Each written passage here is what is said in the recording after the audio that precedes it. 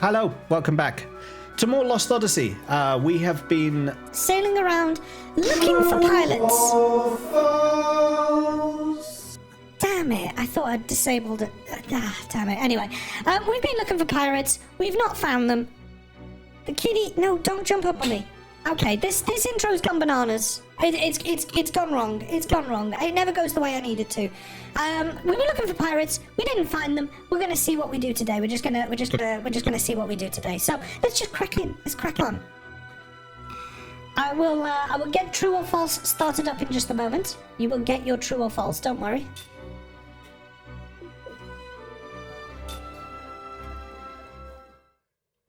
No, cubby.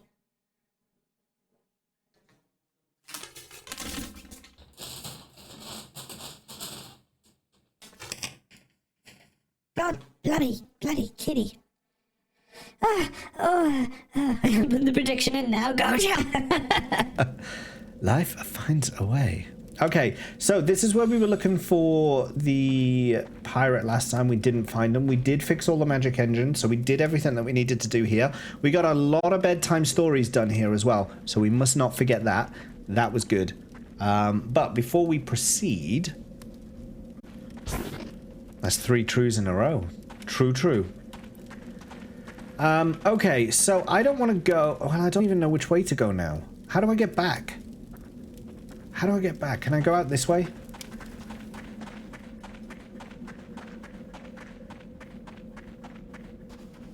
This leads out to the snowfields. Ah, no, we're back. Okay.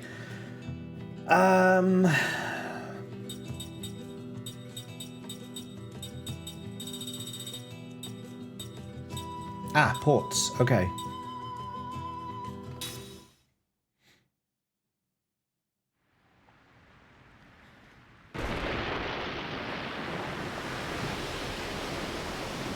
Okay. So, where am I going? Where am I going? Oh, there's treasure. There's treasure on the map. And it's this way.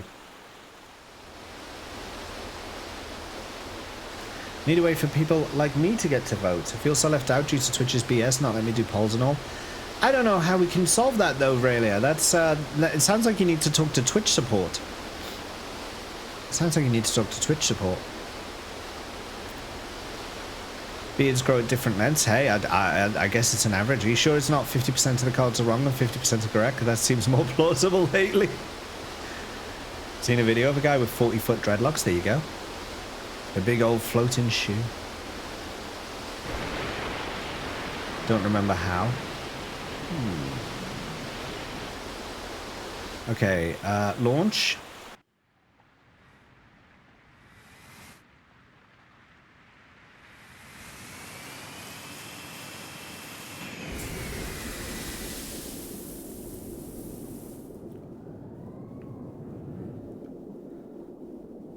There's the treasure.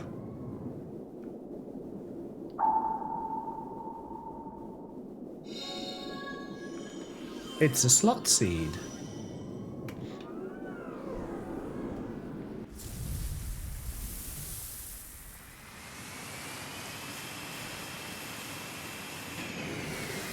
Wait, what the hell?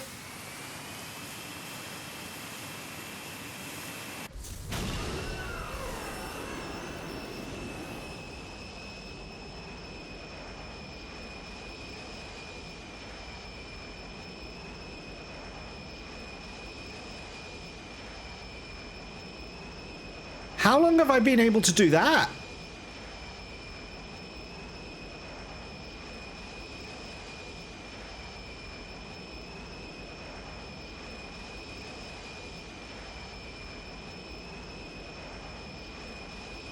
Wait, I don't have the treasure. The treasure's still on the map.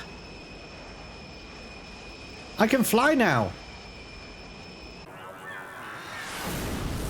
Since I said that looks like it can fly 2 weeks ago, maybe. Maybe. Maybe.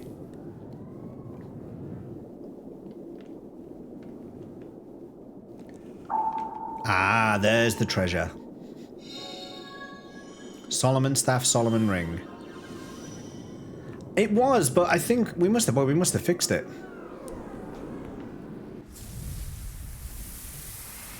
Why are we going around on the stupid shoe if I can fly this thing like this? And there's something else over here. Well, there's a couple of things over here.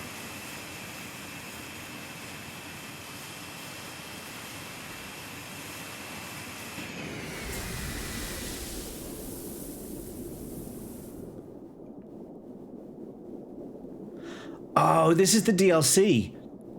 I'm pretty certain this is the DLC. This tower. So I don't want to do that yet. I don't want to do DLC.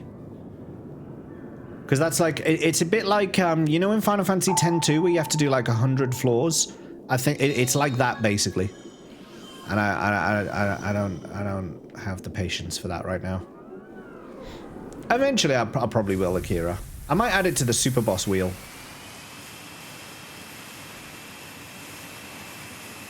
What's this place? Oh, this is Saman. I know where this is. Oh, there's the auction house here. Why can't I dock? Do I have to be in the other ship? I think I have to be in the other ship. Why can't I fly now?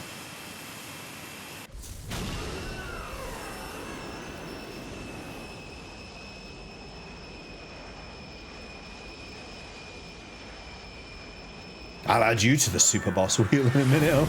Oh, that was really threatening. Oh dear.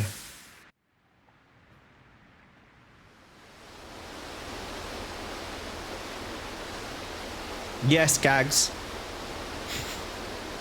But I have to land in water. I can only land in water, so I don't know if it would have solved things.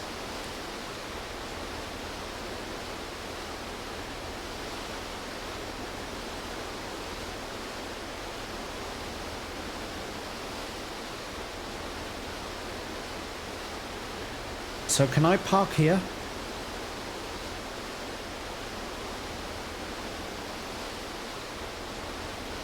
No, I literally can't access that town from here.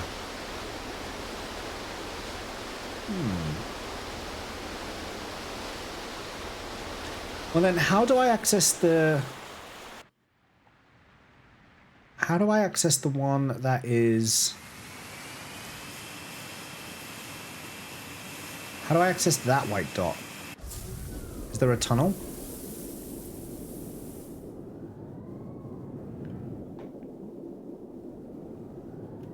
Wait.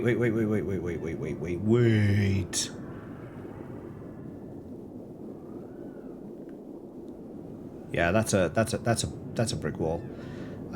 Looks like there's an inlet over here.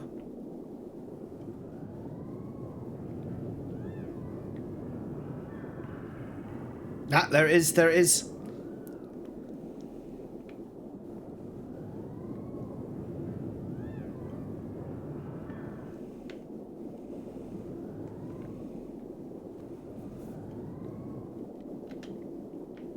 Surface.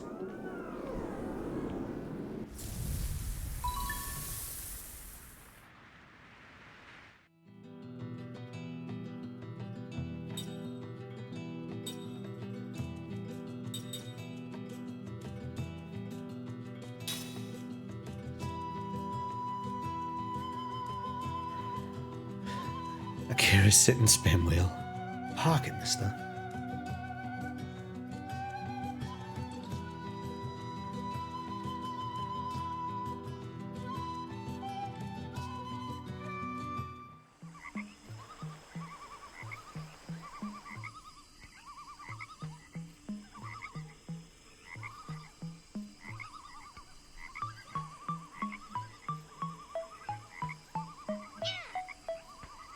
Hurry, hurry, the tournament's starting. Ribbit, ribbit. Who won this time? Ribbit, ribbit. Oh, we won't know until it begins. Ribbit, ribbit. Come on, get moving. Oh, ribbit, oh, ribbit. Whoa, humans, ribbit, ribbit. So, humans in the tournament, ribbit, ribbit. Tournament? What are you talking about? Right now, in this forest, they're holding the Kalolan Masters Tournament, Ribbit Ribbit. It's a test of strength and skill among the Kalolans, Ribbit Ribbit. The champion gets crowned the strongest in the land, Ribbit. What's more, whoever wins the tournament gets to challenge the Kalolan King to battle, Ribbit Ribbit. Could a mod do a poll, please, about the redeems? Should we have redeems on or off? The king and the challenger each bet something that they want from each other, and then they fight over it, Ribbit Ribbit. Of course, the king's really strong, Ribbit Ribbit. He's a master of white magic. In fact, he's really something, Ribbit. That's why nobody's managed to defeat the king in battle yet, Ribbit Ribbit. White magic? Huh? Come on, how could such a wimpy monster know that kind of magic? Monsters are far closer to the magic energy than you and I. It's entirely possible a monster king would wield the strongest of magics. Thank you. Hey, do you think you can teach me his magic? Well, not for free, Ribbit Ribbit, I'll say that much. Maybe if you defeated him, he'd teach you a bit. But first, you'll have to win the entire tournament. Only champions get the right to challenge him to battle, Ribbit Ribbit. Hey, it's just about to start, Ribbit Ribbit. I wish they'd stop saying that. I'm late, Ribbit. Guac. What was that all about? Something about a tournament? That sounds like fun. I think I'm going to enter it. Wouldn't it be rather dangerous? It looks like you'll be fighting by yourself. I'll be okay. I'm no slouch when it comes to white magic either, you know. I'd love to get my hands on what he has. Well, there's no harm in seeing what it's like, is there? Let's take a look. You're cracking me up. Don't know what they are, but to me they are heckin' cute. They are Kalolans. Nene?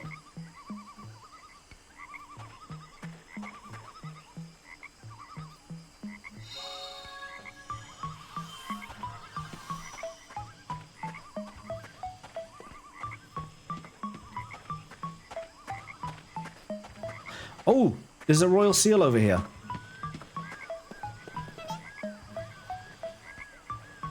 You're going to be very upset by what I do now. Look at this. He's like...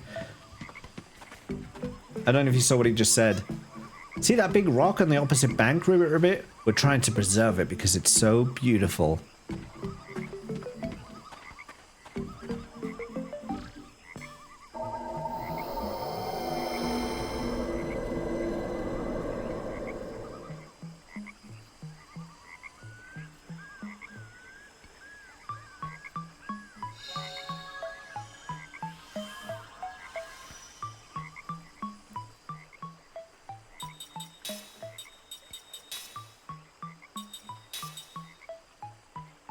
Ooh.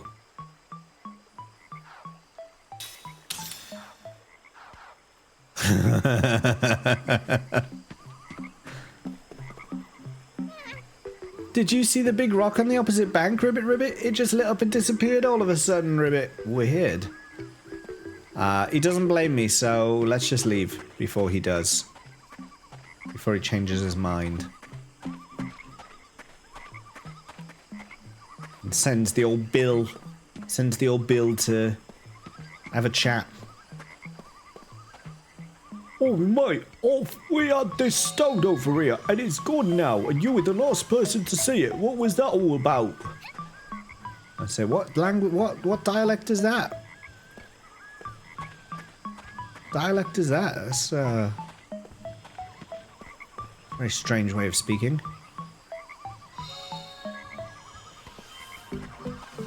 Vandal.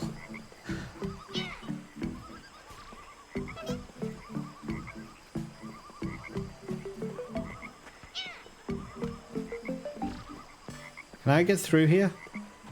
No.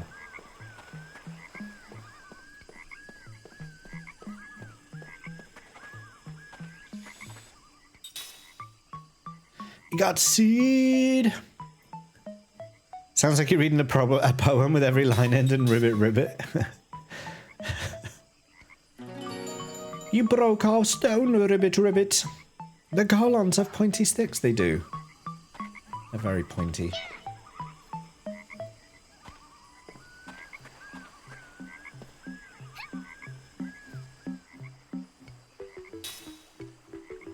Oh.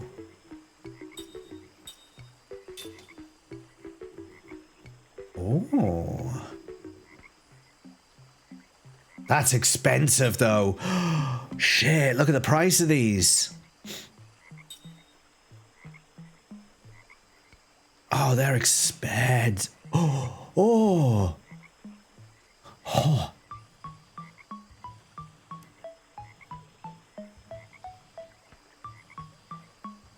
It's expensive, though. I don't even have a level 8 magic. Don't you jump up on me. Don't you jump up on me.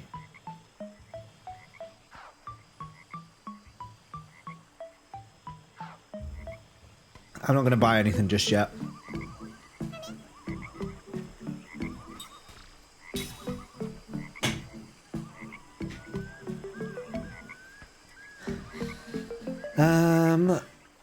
I picked up a weapon underwater, and it was a Staff of Solomon. I think it's for her. Yeah, it's that one.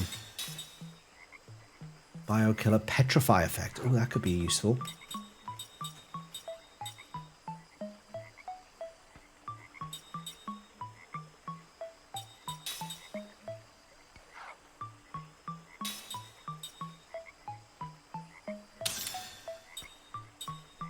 I have the feeling we're going to need to have anti-Kololan.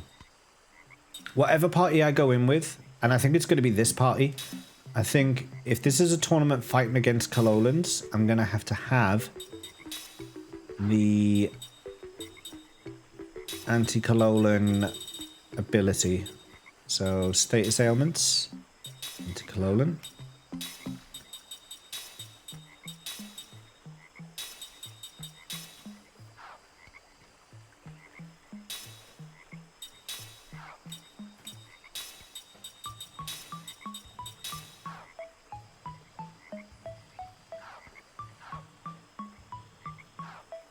All right, let's do this. Let's see what it's about.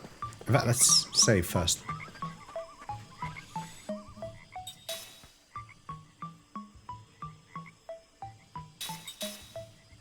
What did the pollen does? I didn't actually see.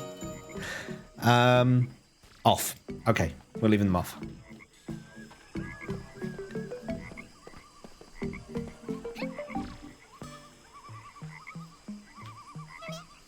Do you want to participate in the tournament? Where'd the cat go? Oh. I thought she wanted to get out, but she didn't. I feel like James ignores chat more when review. I just read what you said. As soon as you said it. Disqualified. The qualifier is a last man standing battle royale, Ribbit. Your only weapons are your fists. No magic or special skills allowed. Oh. Cook. In the battle royale, everyone else is your enemy. What, is it just Cook alone? Wait, no. No, we're not ready. Cook has to do this on her own? Oh, no. Oh, no. Oh, no. Okay, she's got level 6. Okay. We did... What's she got equipped right now? Wisdom earrings. Level 6 black white, so we can give her... But it said it was just going to be a... Okay, so we need that Solomon ring back.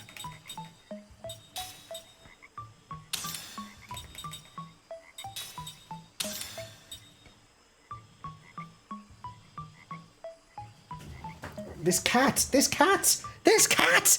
Those cats!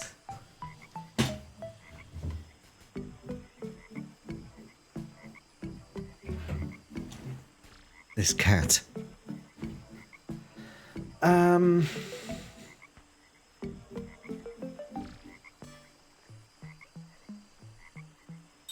If she can't use...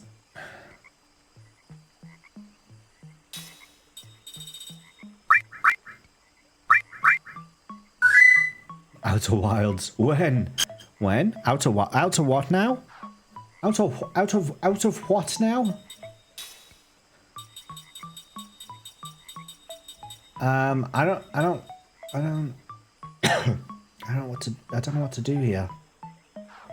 I don't know what to do. I don't know what to do.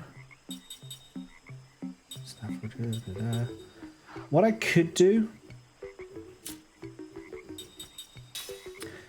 She doesn't know any black magic at all.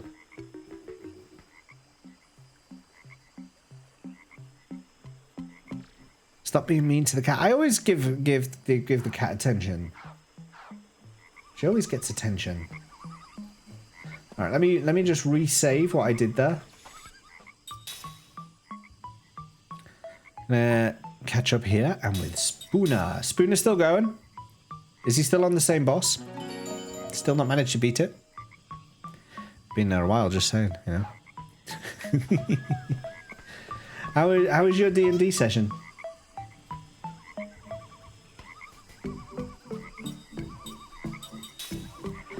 What would you like to know? I want to know about the tournament. It's a contest to see the strongest Kalolan in the land, Ribbit Ribbit. The contest aim for victory using nothing but their own strength. If you win, you get to take on the king.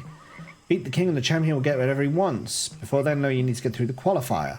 Tell me about the qualifier. The qualifier is the last man standing battle royale. Survive it and you'll move on to the final round. The human joining the contest is Cook. Everyone else is your enemy. Don't let your guard down. That about sums up the qualifier.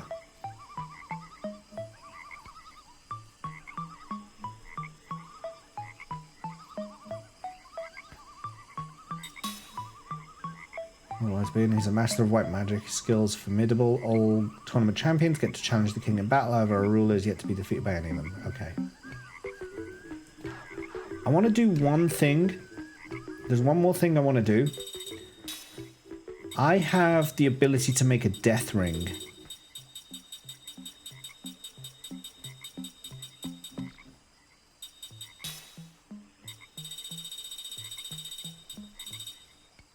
Instant death effect. Occasionally kills the enemy instantly.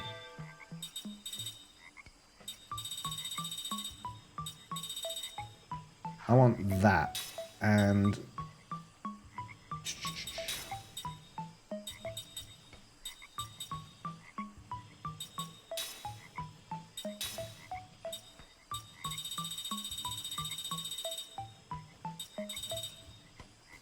no, that'll do. I want it on hand in case I want to switch to it.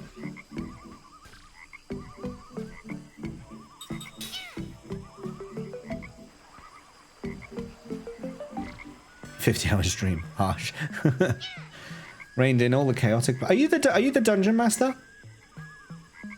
Male contestants join together in the name of the Kalolan spirit and fight a fair match on their path to becoming the Kalolan Master. Ribbit Ribbit. Kalolan Masters Tournament qualifier. Begin, Ribbit Ribbit.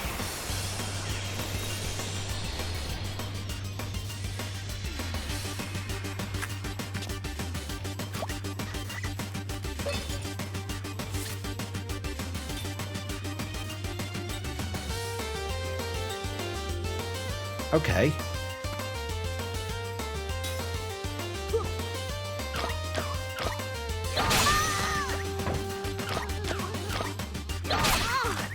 Let's see how much damage this does. Oh, she hits. Okay.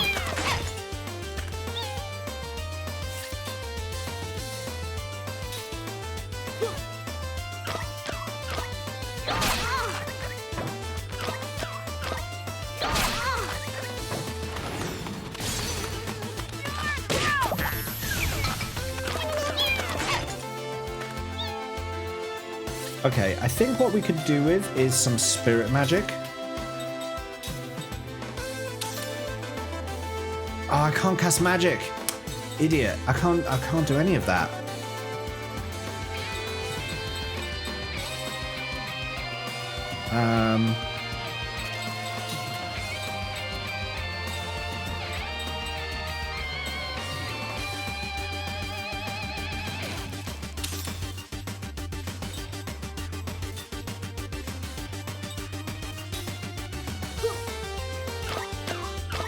Miss. Damn it. Miss. Yes.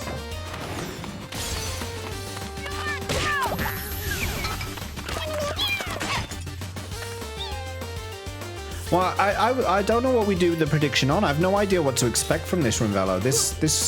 I have no idea what to expect.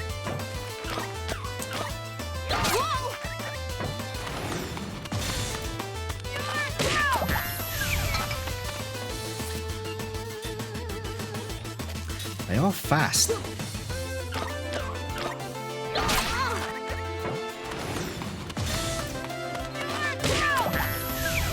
That's the surprise. No match for me.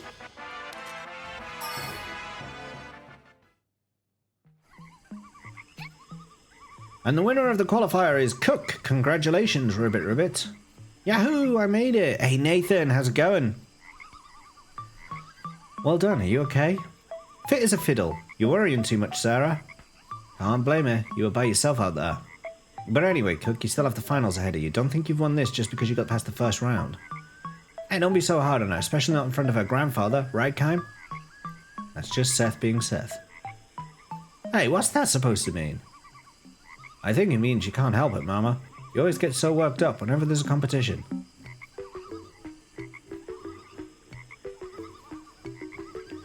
Alright, we can save. Do I also need to heal? Or does she get auto-healed? No, she does not get auto-healed.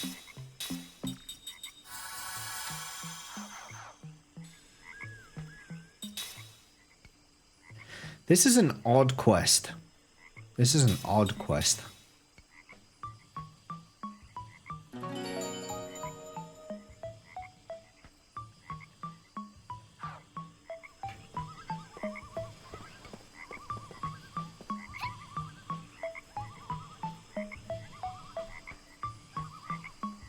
And those are a series of 4 single elimination battles. You'll be fighting all the Kalolans strong enough to make it past the qualifier.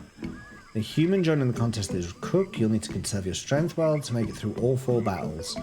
Oh, best of luck. You ready? Sure am. Hey, Richie, how's it going?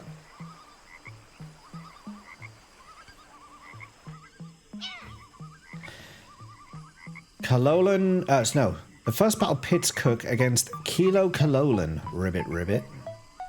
What the fuck?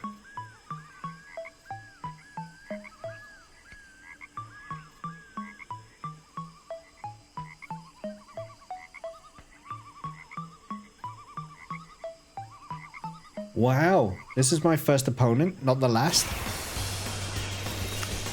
How's things? Yeah, good, thank you. This is fine. Looks horrific, yeah. Oh, but I get spells back.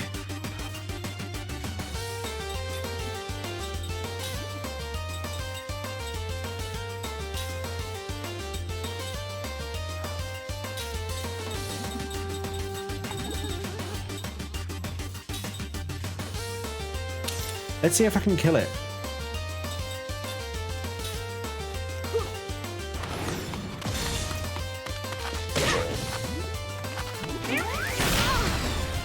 Whoa! Oh.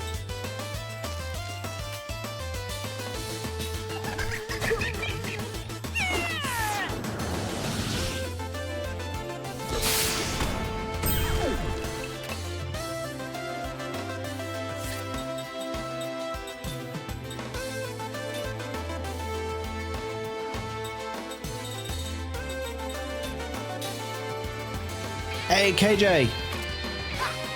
How's it going? It's going well, thank you. Well, so far. So far. Oh, you bastard. Aside from that. You know what? Rather than use items, I think I'm gonna chuck one of them.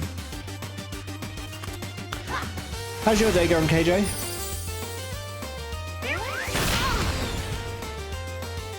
Alright, so you're using that ability. We're gonna protect ourselves.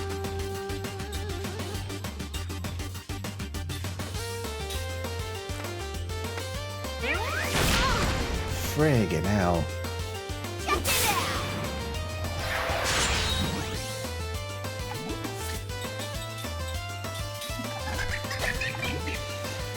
Wrapping up work shortly, then gonna pack for a work trip. Ooh, are you going anywhere exotic?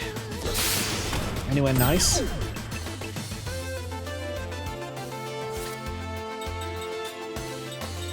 Ooh, California, nice.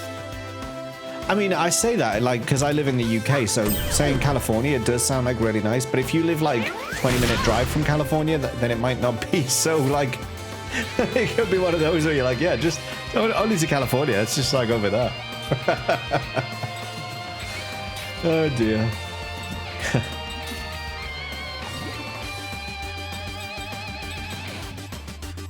6-hour flight. Okay.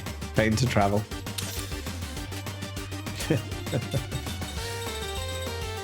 Let's destroy this thing now.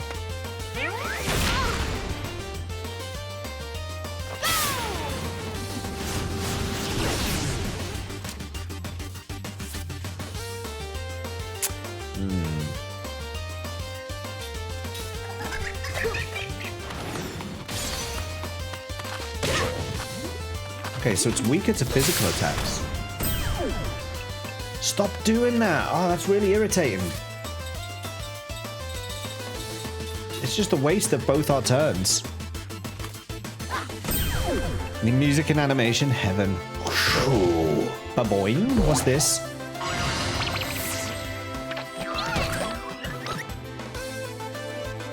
Hey, wasn't this supposed to be a one-on-one match? You're breaking the rules. Oh, you're going down now.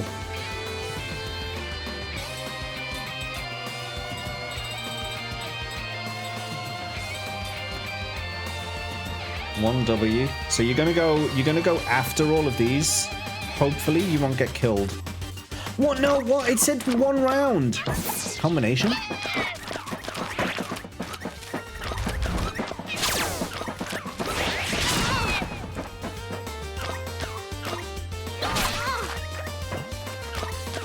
It said 1W. It said 1 round.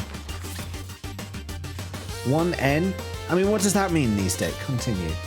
Okay, so after all these turns. They do cheat.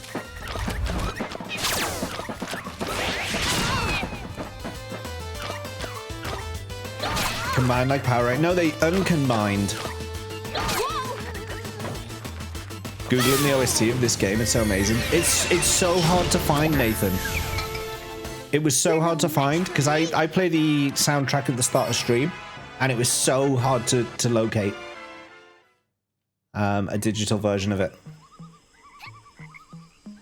Cook, congratulations! Yeah, we won. The second round pits Cook against Uncle Clolan. Ribbit, ribbit. How dare you crush the Clolan tournament, Ribbit, ribbit. This is the holy battleground of the Clolans. You shall pay for this, Ribbit. He's such a liar. What are you talking about? You look pretty human to me. And me, a human, Ribbit, ribbit. I will not stand for this hideous affront, Ribbit. Yikes, what a weirdo. Better take care of this guy fast. I didn't get to heal. I bet you he comes in full health. Oh my god, I didn't even get a chance. What's it called? It was just Lost Odyssey soundtrack, but it was just really hard to find. I can send it to you later if you... Why didn't I not... Oh, this game can be... Do I at least still have my shield?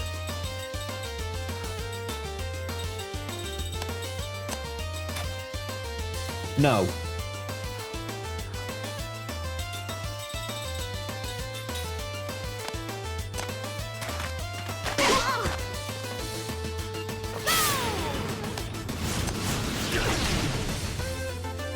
It's not great. They've got quite high defense.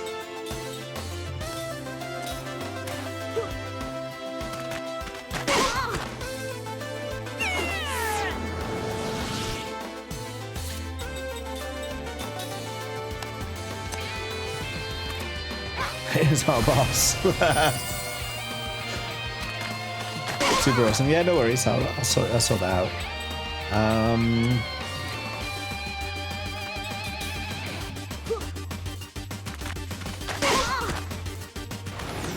Death Ring for the win. Let's go. Oh, never mind.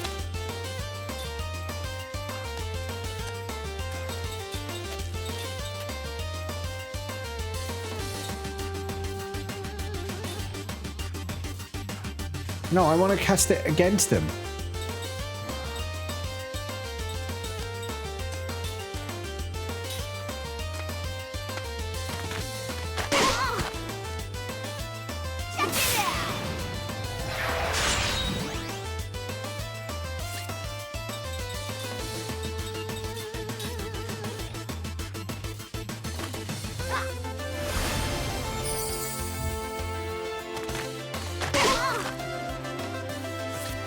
I think I need my evasion back.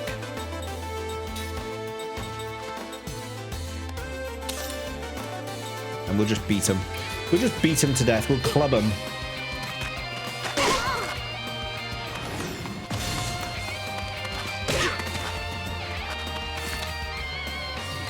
We'll try one more time with this. Yikes, I'm in trouble. Come on, help me out, my wife. What?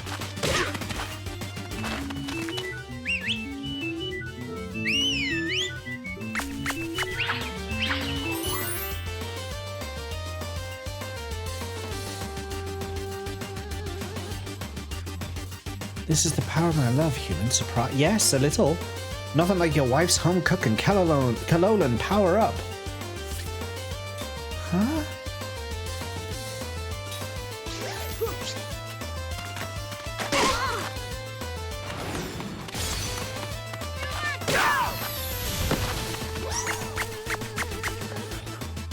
They're no match. Oh well.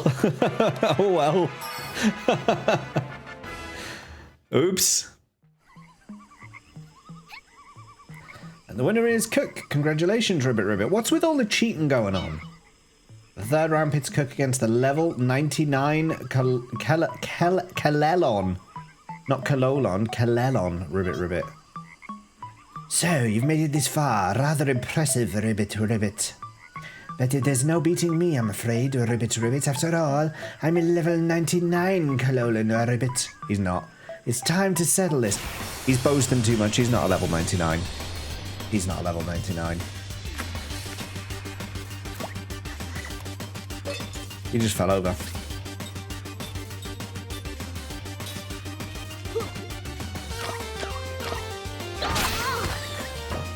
Yeah, we're all right.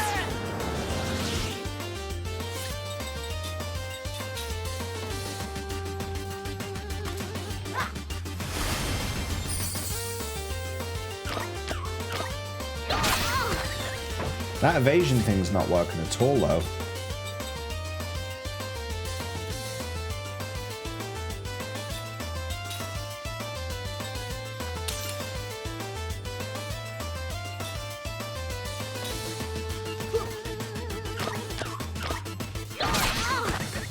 Oh, blinded.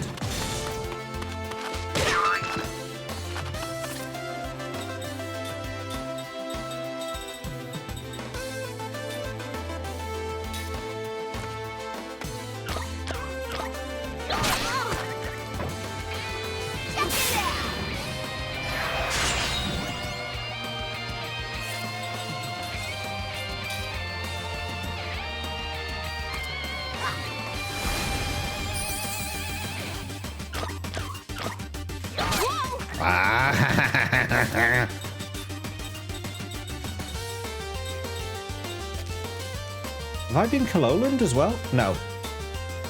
No, I haven't.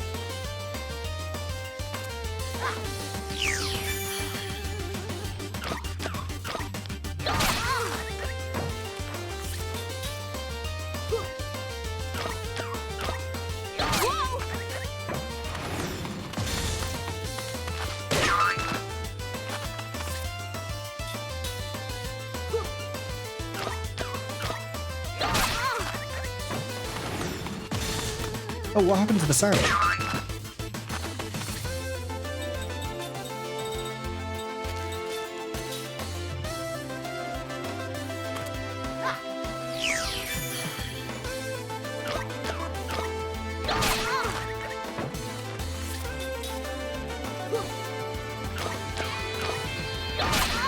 Love all the attacks you're getting, and also love the fact that you just gave that status back. Oh, he's dead.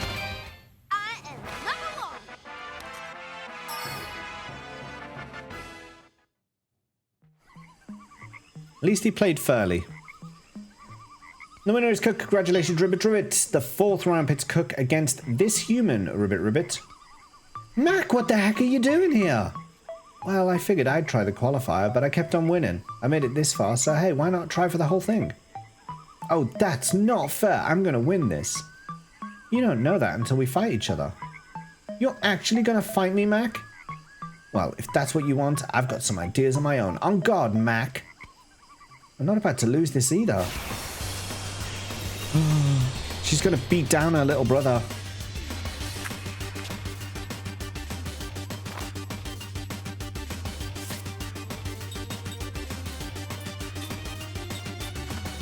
I hate the fact I can't heal between battles. Why are they doing this in the first place? Because we randomly came across this town, and here we are. Here we are doing this.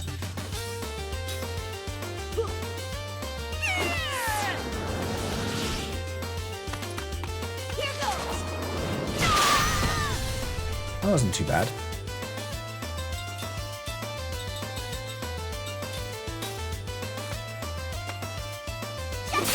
Makes total sense when you explain it like that. Yeah, we just walked into the town. They were like, "We're having a tournament. You wanna try?" And we were like, "Yeah." Although the oh, ouch, that hurt. This isn't the way you should treat your sister. You're so ungrateful. You're gonna regret this. But Mac is terrified. Let's fucking get him. Let's get him. Let's show him his boss. In fact, you know what? Let's use our fists. Let's use our fists. Let's boost our attack. And let's beat him down.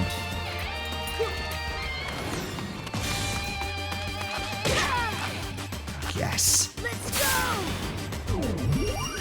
Oh, he's gone for the magic. Okay.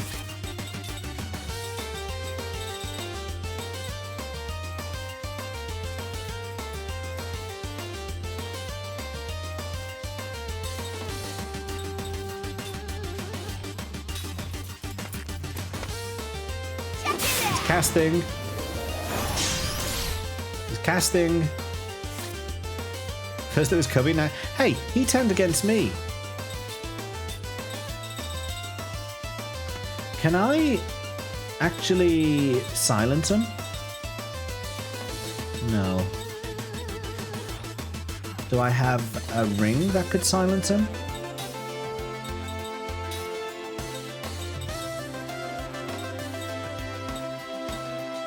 No.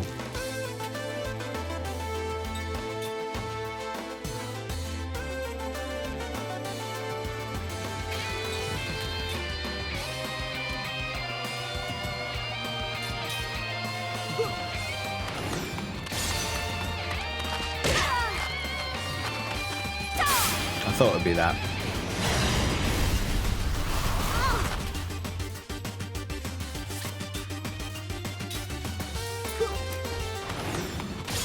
Doing it again.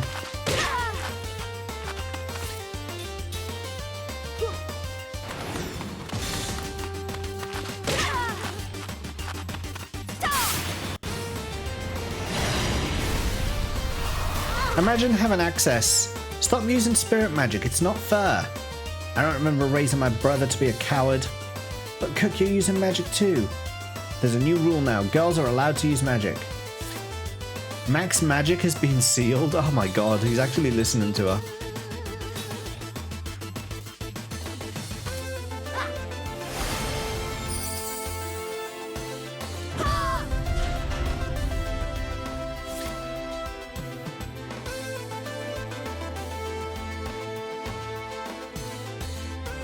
Yeah, I was about to say, imagine Mac.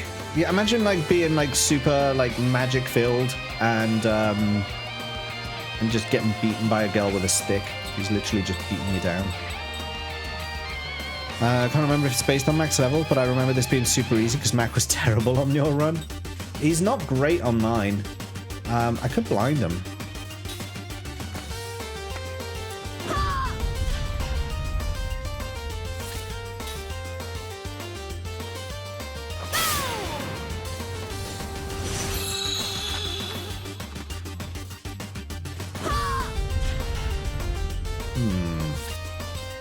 Didn't really do much. Let's equip that.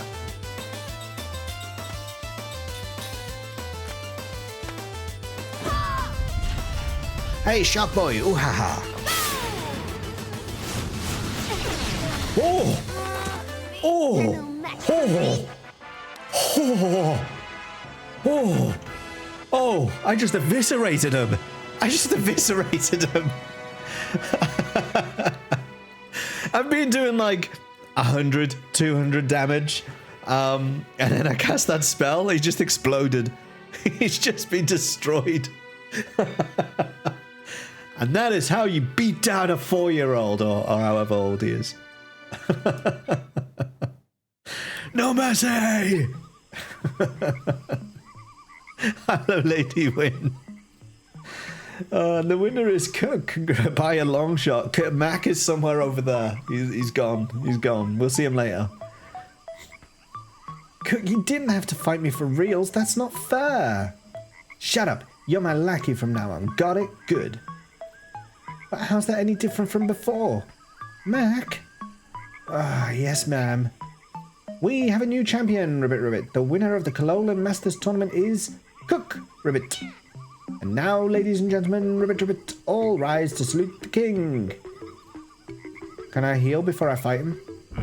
Oh my god, he's a big boy. You idiot, it's His Majesty King Kalolan. Someone shoot that presenter for me. Oh no, King, please forgive me, Ribbit Ribbit. Who is this guy? Man, he's huge for a Kalolan. This looks like trouble to me. Listen up, girl. A human like you has got a lot of nerve joining this revered tournament. Therefore, if I win this match, you will have to become my wife.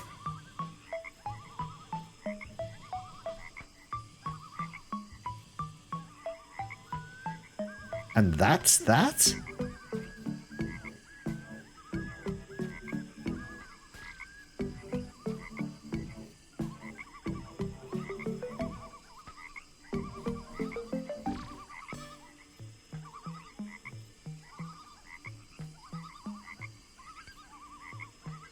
I'm unsure about this. I'm unsure about this. Is that King Colin? I hope not. Not after what he just said. There's a huge nope. Yeah, that's a pretty big nope. I don't think that is quite that's that. But wife, come on, why? I don't want to marry some Kalolan. She's right. Cook's simply too young to be married. Thank God someone noticed. I'm marrying a Kalolan that's much older than her? Not a chance. What? Anyone who defies me shall be put to death. But marrying a little girl like her just wouldn't do for a king. All right, that woman over there, she'll be my wife too. Those glasses seal the deal for me. What's that blob blabbing about now? Blobby! It's nothing but a dirty old frog. Let the match begin. Any who runs away shall be shot. This king is so gross. All right, I'll fight you. You just give me your white magic if I win. Impertinent girl. Very well. If you win, the strongest white magic in the land shall be yours. Now then, I'll see you in hell. Can I heal before we fight? Oh, thank God. Oh, she's already healed. So all I need to do is get my equipment sorted. You can leave that like that now.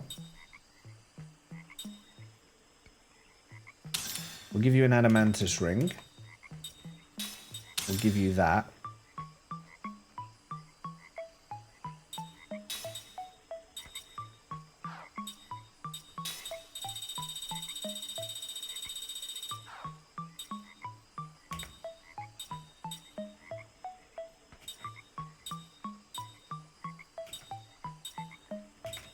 I did equip the anti-Kalolan. Yeah, I did the skill anti-Kalolan on all of them, didn't I? So we should be good. So we'll save here. I'm gonna get smashed by this thing, aren't I? I'm gonna get absolutely destroyed. I have the feeling he's just gonna sit on the party. Save. Was off work today under the weather, so I played more FF10. Beat Evray second try, nice. And then went through Bevel Temple without any issue, then beat Seymour first try, now at the Calmlands, nice. Get smashed. Oh, Lord Dipsauce. Hi, Lord Dipsauce.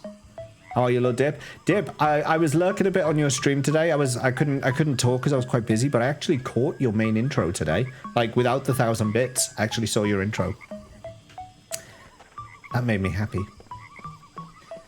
Right then, mister. I am invincible. Do not run away from this sacred battle, human. Don't look down on me, young man. Come on. Come on. Do I have to talk to you? It's almost time for the battle against His Majesty King Kalolan. I doubt you have much of a chance, but good luck, Ribbit Ribbit. For this battle, you'll be able to fight alongside a partner. The king is way, way strong, so keep your guard up. Are you ready?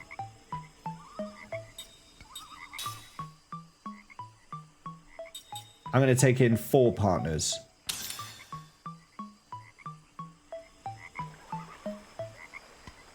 I'm going to take in 4 partners. How'd you like the stream today? I only saw bits of it. Like I say, I was kind of back and forth with my little boy. But as always, a fine sample of a stream.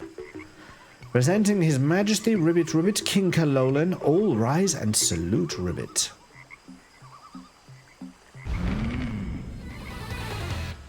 Oh yes!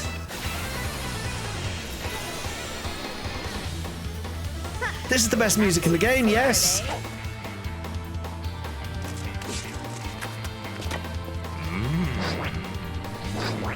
Oh, he's got big legs, look at them. Hey, why is Kalarina behind you? That's not fair, King.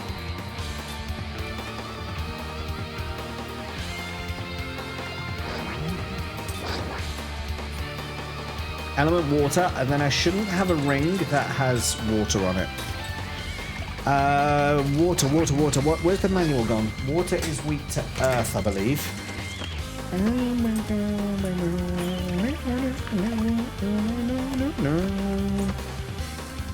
Oh, where's the element table? Water is weak to earth, yes. So, do we have... I could just put that back on.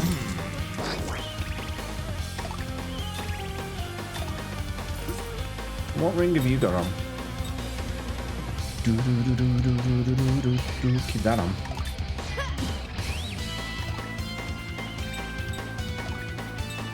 Oh, damn, I didn't put the... Okay, never mind.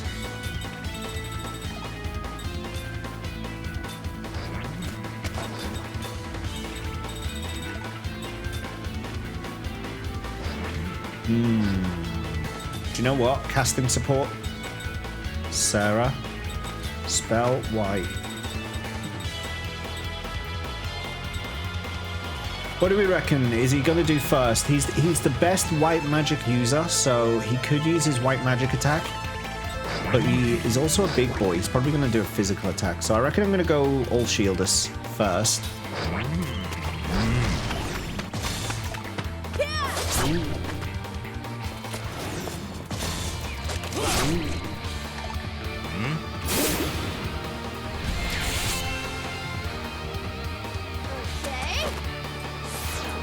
Yeah, you can't Shark Boy. I turned them off. Turn them off for now. Damage guard, damn you.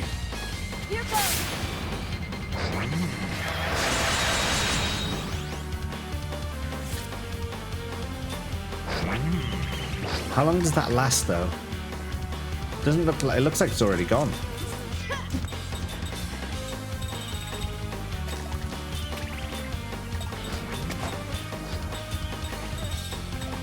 Alright, now we put the magical defense on.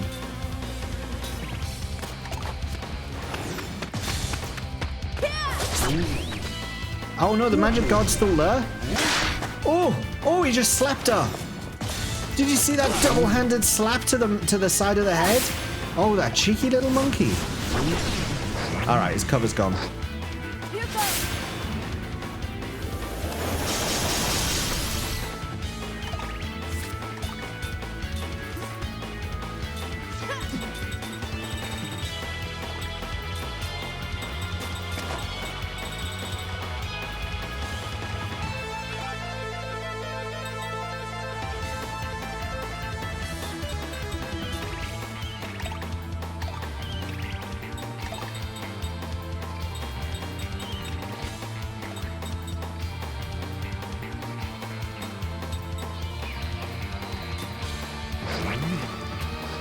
Do that.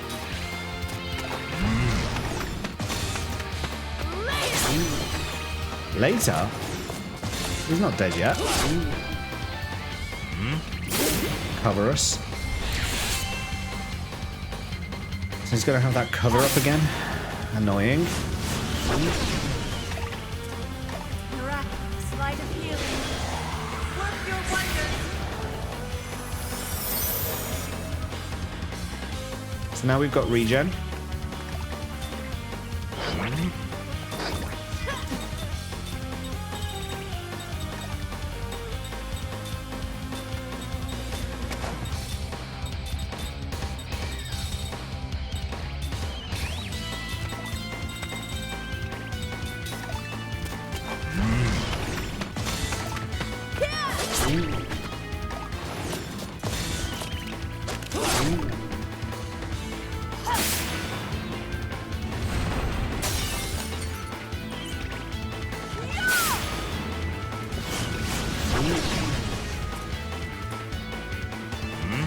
Divide. That's the spell. Oh no.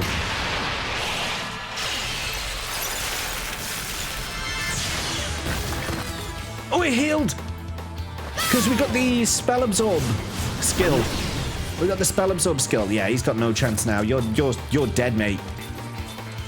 You're dead. You'll be king of hell. Let's get you. Let's just get you now. Oh, you're out of MP. Okay. Well, you heal yourself. The rest of you, get him.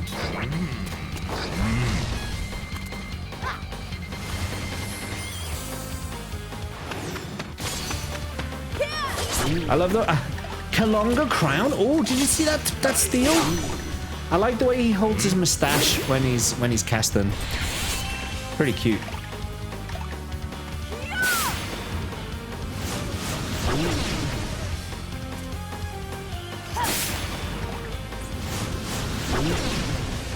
He is not cute. That spell was the best looking spell I've seen so far in this game. Holy shit. Yeah, and it will be ours soon. Although I won't be able to use it yet.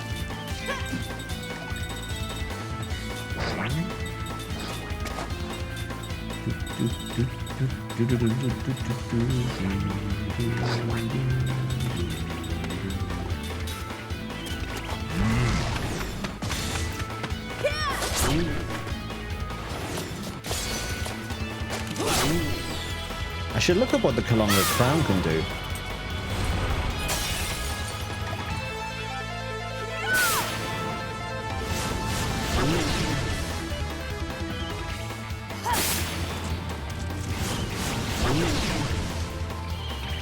He's dead.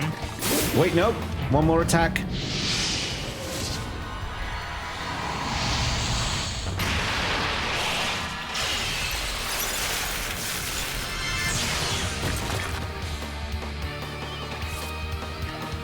Wait. Oh, he's got 558 health. Okay, he's nearly dead. Let me just see what...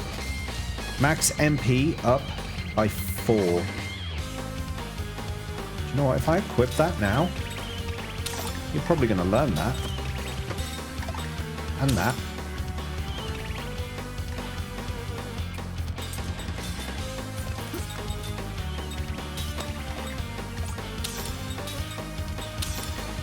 Do some sneaky little last minute changes to our equipment so we can get the AP.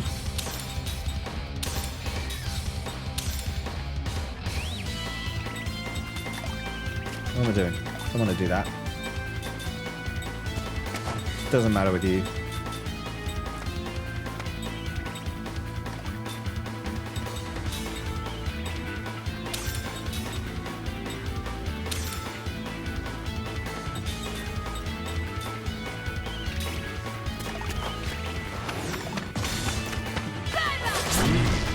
Done.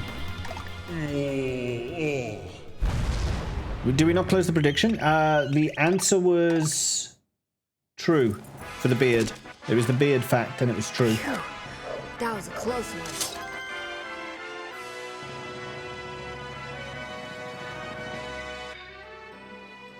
Oh, you can't close it? We voted? Okay, I can do it. I can do it. Choose outcome. True. Complete. I'll do it in a minute, Shark Boy. I'll do it in a minute. After this cutscene. The winner is Cook. Amazing. Ribbit. Congratulations, Ribbit. Sit down, boy. Woohoo, I beat the king. Grah, how could I lose to this little human girl? Haha, now you better teach me your white magic. You promised. That was quick. Damn mods who start predictions and then leave, I know. Okay, we can do this now. Okay. Oh, there we are, right. We've dealt with that kingy boy. We've got his spell. We're going to drop this save in, because we didn't get to do that.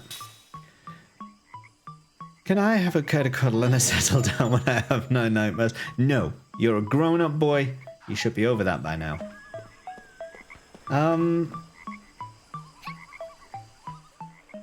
So there's still stuff here that I want, but I don't really want to spend the money for it yet. I want that sword. I need 3 of those. And that spell. But I don't really want to spend all that cash just yet, so... yeah, we will stay. There you go. Rasusi's got you, Chuckles. Rasusi's got you. Rasusi's got you. Oh, do you know where we need to go back to is Ura? Because I know for a fact that there is a royal seal in Ura. I know exactly where it is. So we should go back there.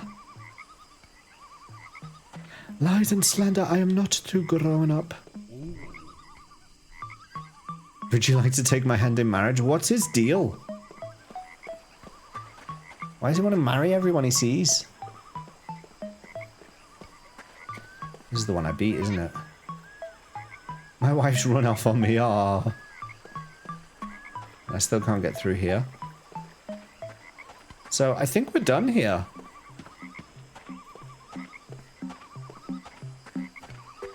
He's just lonely, say yes. I can't get out. We cannot get out. They are coming. They are coming. What? Well,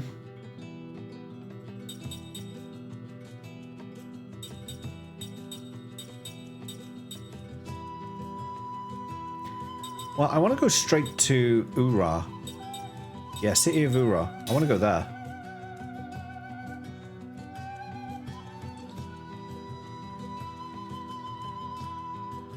Ura. We haven't been here in a long time, actually.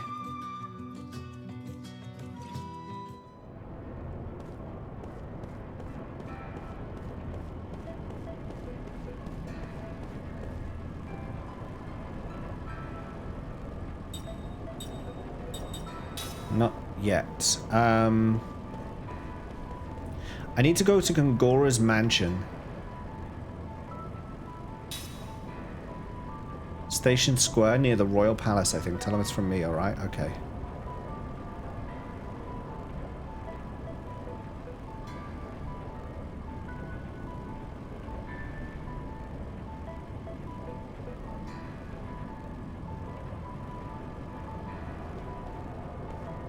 Okay.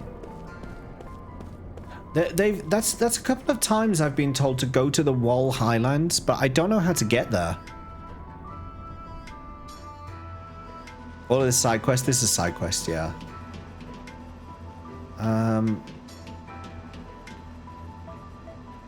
Where the heck could it be? It said it dropped it in a gap when it went up on the lift, but when it went back to fetch it, it was gone. I remember this lift, and the lift didn't go anywhere before, but maybe it does now. I can't get it to do anything. Our enemies could descend us at any moment. Here I am fighting a lift. Bah! Do you know how to use this thing? You can't get up there without going on the lifts, but it's pretty easy to screw it up if you're uncareful. Plus, there's that junk in there too. But I've got to get these lifts moving. What to do? Let's explain how this thing's work. You use these 3 levers to work the lifts. Each lift can stop at the top, middle, or bottom. We need to get all of them to the bottom here. The tricky part is that pulling one lever moves 2 lifts at once. What's worse, each lift goes up and down in its own particular pattern.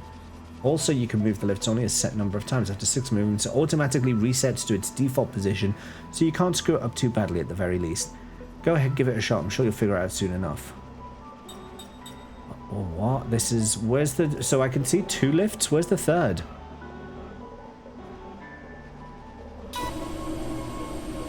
Okay, well that sent them up, so that's obviously wrong.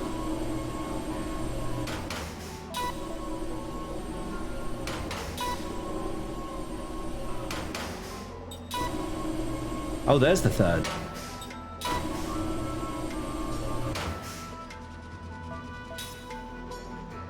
Cheers for the like, Rasusu. Thanks for your help today.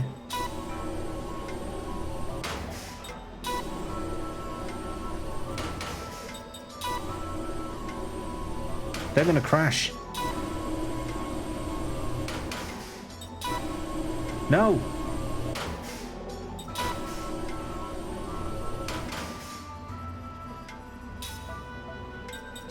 What?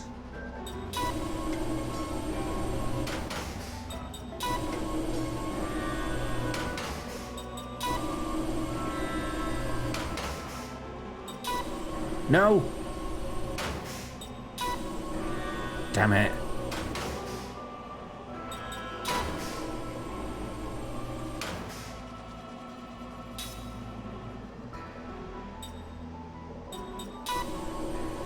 But how is that one on the right supposed to go down to the bottom?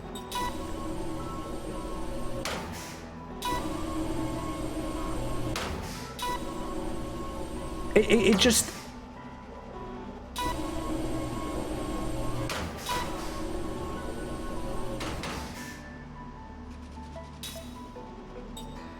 They're not following a set pattern.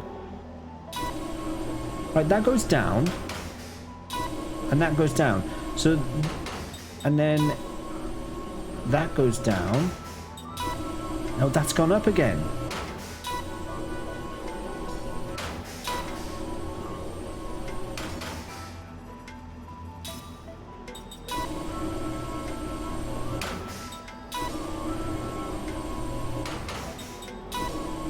I have no idea what I'm doing.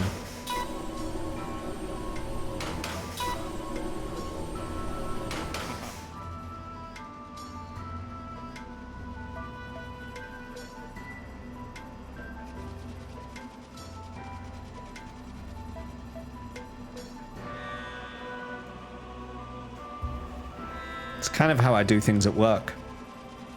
They just accidentally work out. You're good at controlling this thing. What do you think about working here full time? No, thank you. I've had to clear out all the junk up there. If you see anything you want, just take it. Think of it as my thanks for your help moving this thing. I'll take it. I'll take it all. Give me that lift. Thanks, Pezza, for the lurk. I'll catch you later.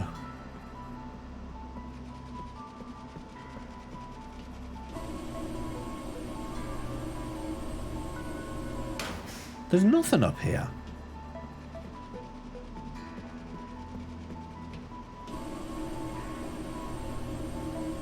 All that junk, one chest. He made it sound like there was bloody loads up here.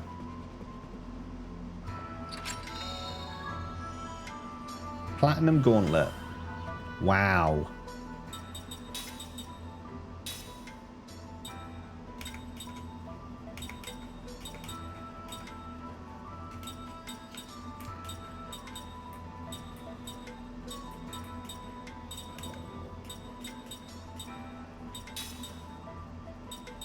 I think I already have one, so it's not even that interesting.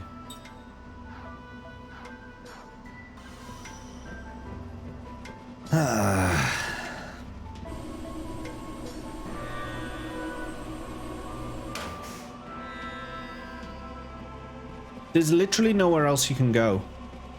What about this guy who said he dropped a helmet? Where's that?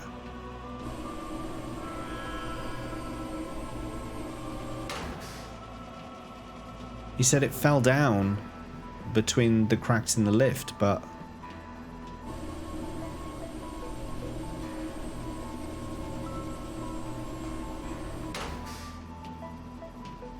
There's nowhere up there that. No, I didn't want to go back on there, no. Please let me back down. I don't want to go up.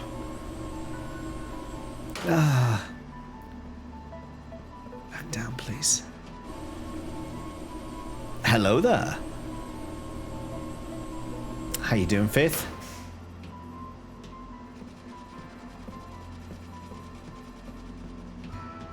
What a very odd system. Hello there. Hello there. General Kenobi.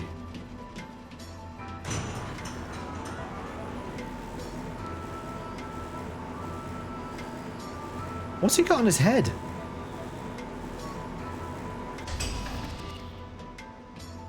Wait. Get over here.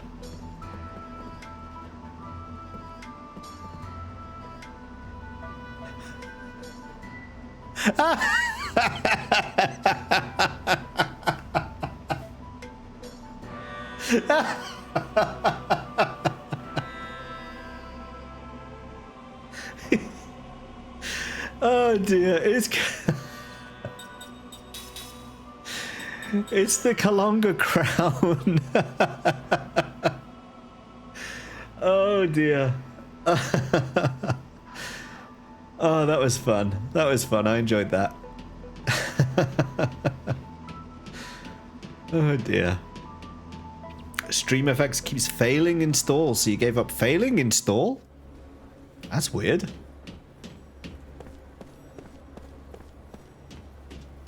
Oh, that tickled me, that Kime with his little crown. Oh, he's so cute.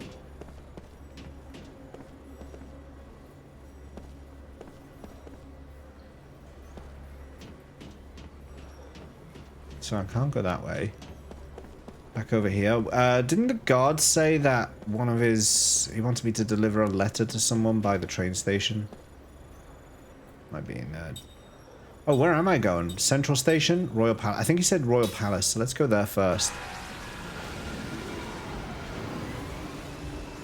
I love his little crown. Maybe we should give that to Tolton. He is the king, after all.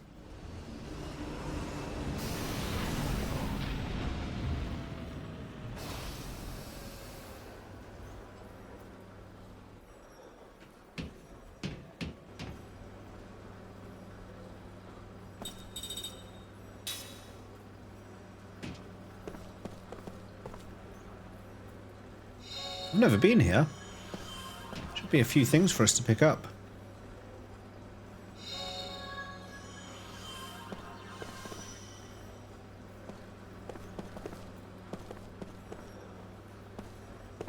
Oh, Pipot.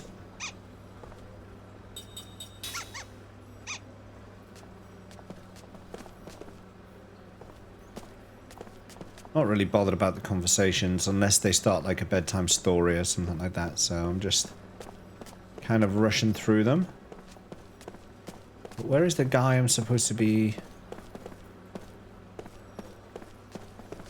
What's the monorail? The map's oddly positioned.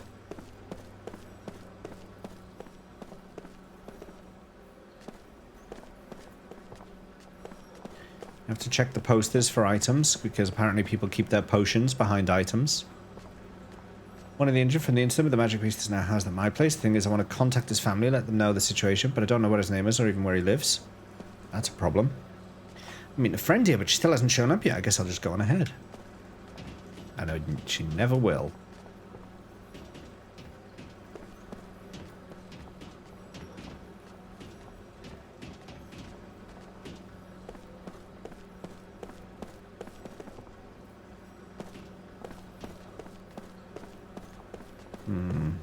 No one here. Crown Fifth for Kime. Good night, Shark Boy. Thank you for hanging out. Good to see you as always.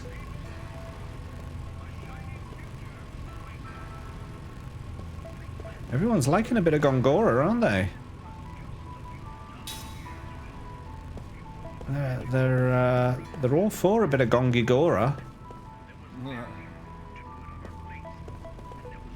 Where's the person I have to deliver this bloody letter to? Oh, there's chests here.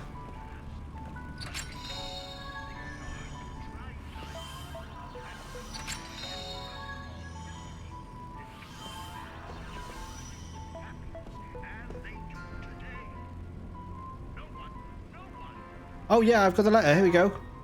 Freedom armband.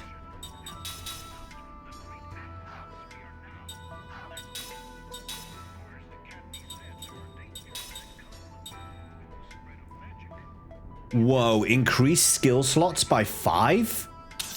Fuck yes. What?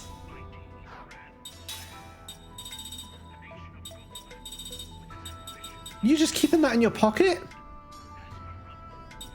I don't even know what to do with all that. I genuinely don't know what to do with all this. Oh, wow. Okay. Huh. Wow. Oh.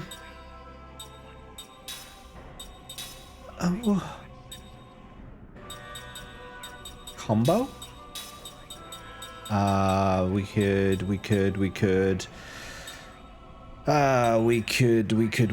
award medal, but that's a bit boring.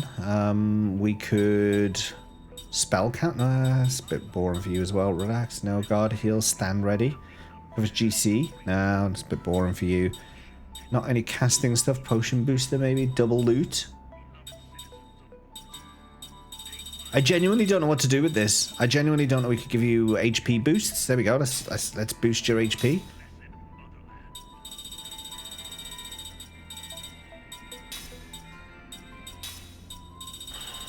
Let's give you some attack. Or just yeah. Well, wow. That was surprising. Well worth coming to Ura for that. That accessory alone has made this entire trip worth it. Because if I can get that ability land on all 4 immortals, that's going to make a massive difference. In fact, with that, I might be able to do the stuff with, what's his face? Max.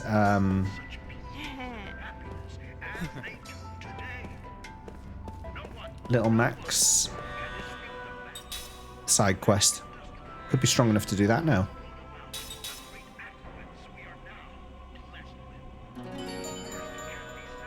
I'm not. You know what? I think I'm not going to bother with the pirates. I cannot be bothered to search all the pirates. I'm not going to do that bit. Would you like to hear about the Royal Seals? Yes.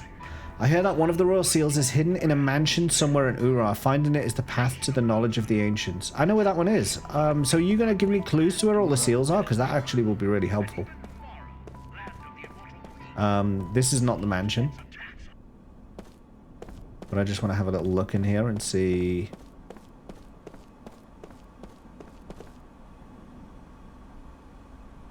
Look, you see that hole? That was made by a goat's tank. My cousin was seriously wounded by that goat's attack. I'll make them pay for this. Bedtime story time. It's bedtime story time. Definitely leaning towards wanting to get the... Yeah, I do. I kind of do want to start... Because I'm enjoying playing it, but I don't want to just... I don't want to go around in circles, you know? I want to kind of have progression, is the thing. But before any of that, we do have a bedtime story. So settle down. Wrap yourselves up warm. Lay your weary heads down. Let's prepare ourselves for a bedtime story.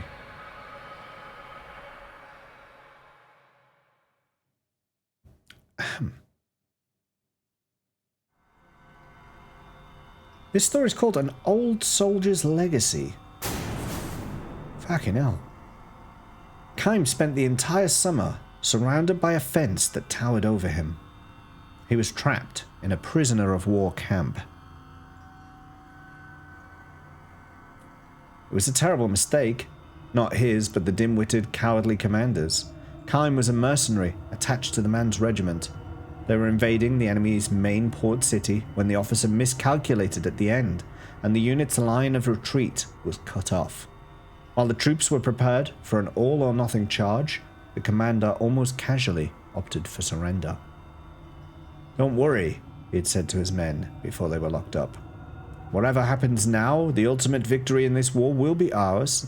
Instead of making a stand and dying for nothing, we'll be much better off if we just quietly let them take us as prisoners of war. We'll be liberated right away, in any case."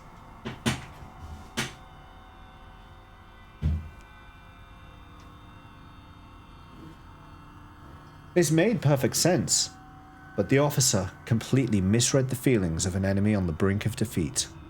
Having survived hundreds of battles, Kime knew better than anyone how people felt towards prisoners of war after the hated enemy had taken the lives of their friends and loved ones and torched their hometowns. To the members of his platoon, at least, as they were preparing to enter the camp, he whispered, "You'd better forget about any rosy pictures. This could be worse than the battlefield." His words proved all too accurate. Life in the POW camp was bitterly harsh. Day after day, the men were forced to do back-breaking labor on a diet of scraps.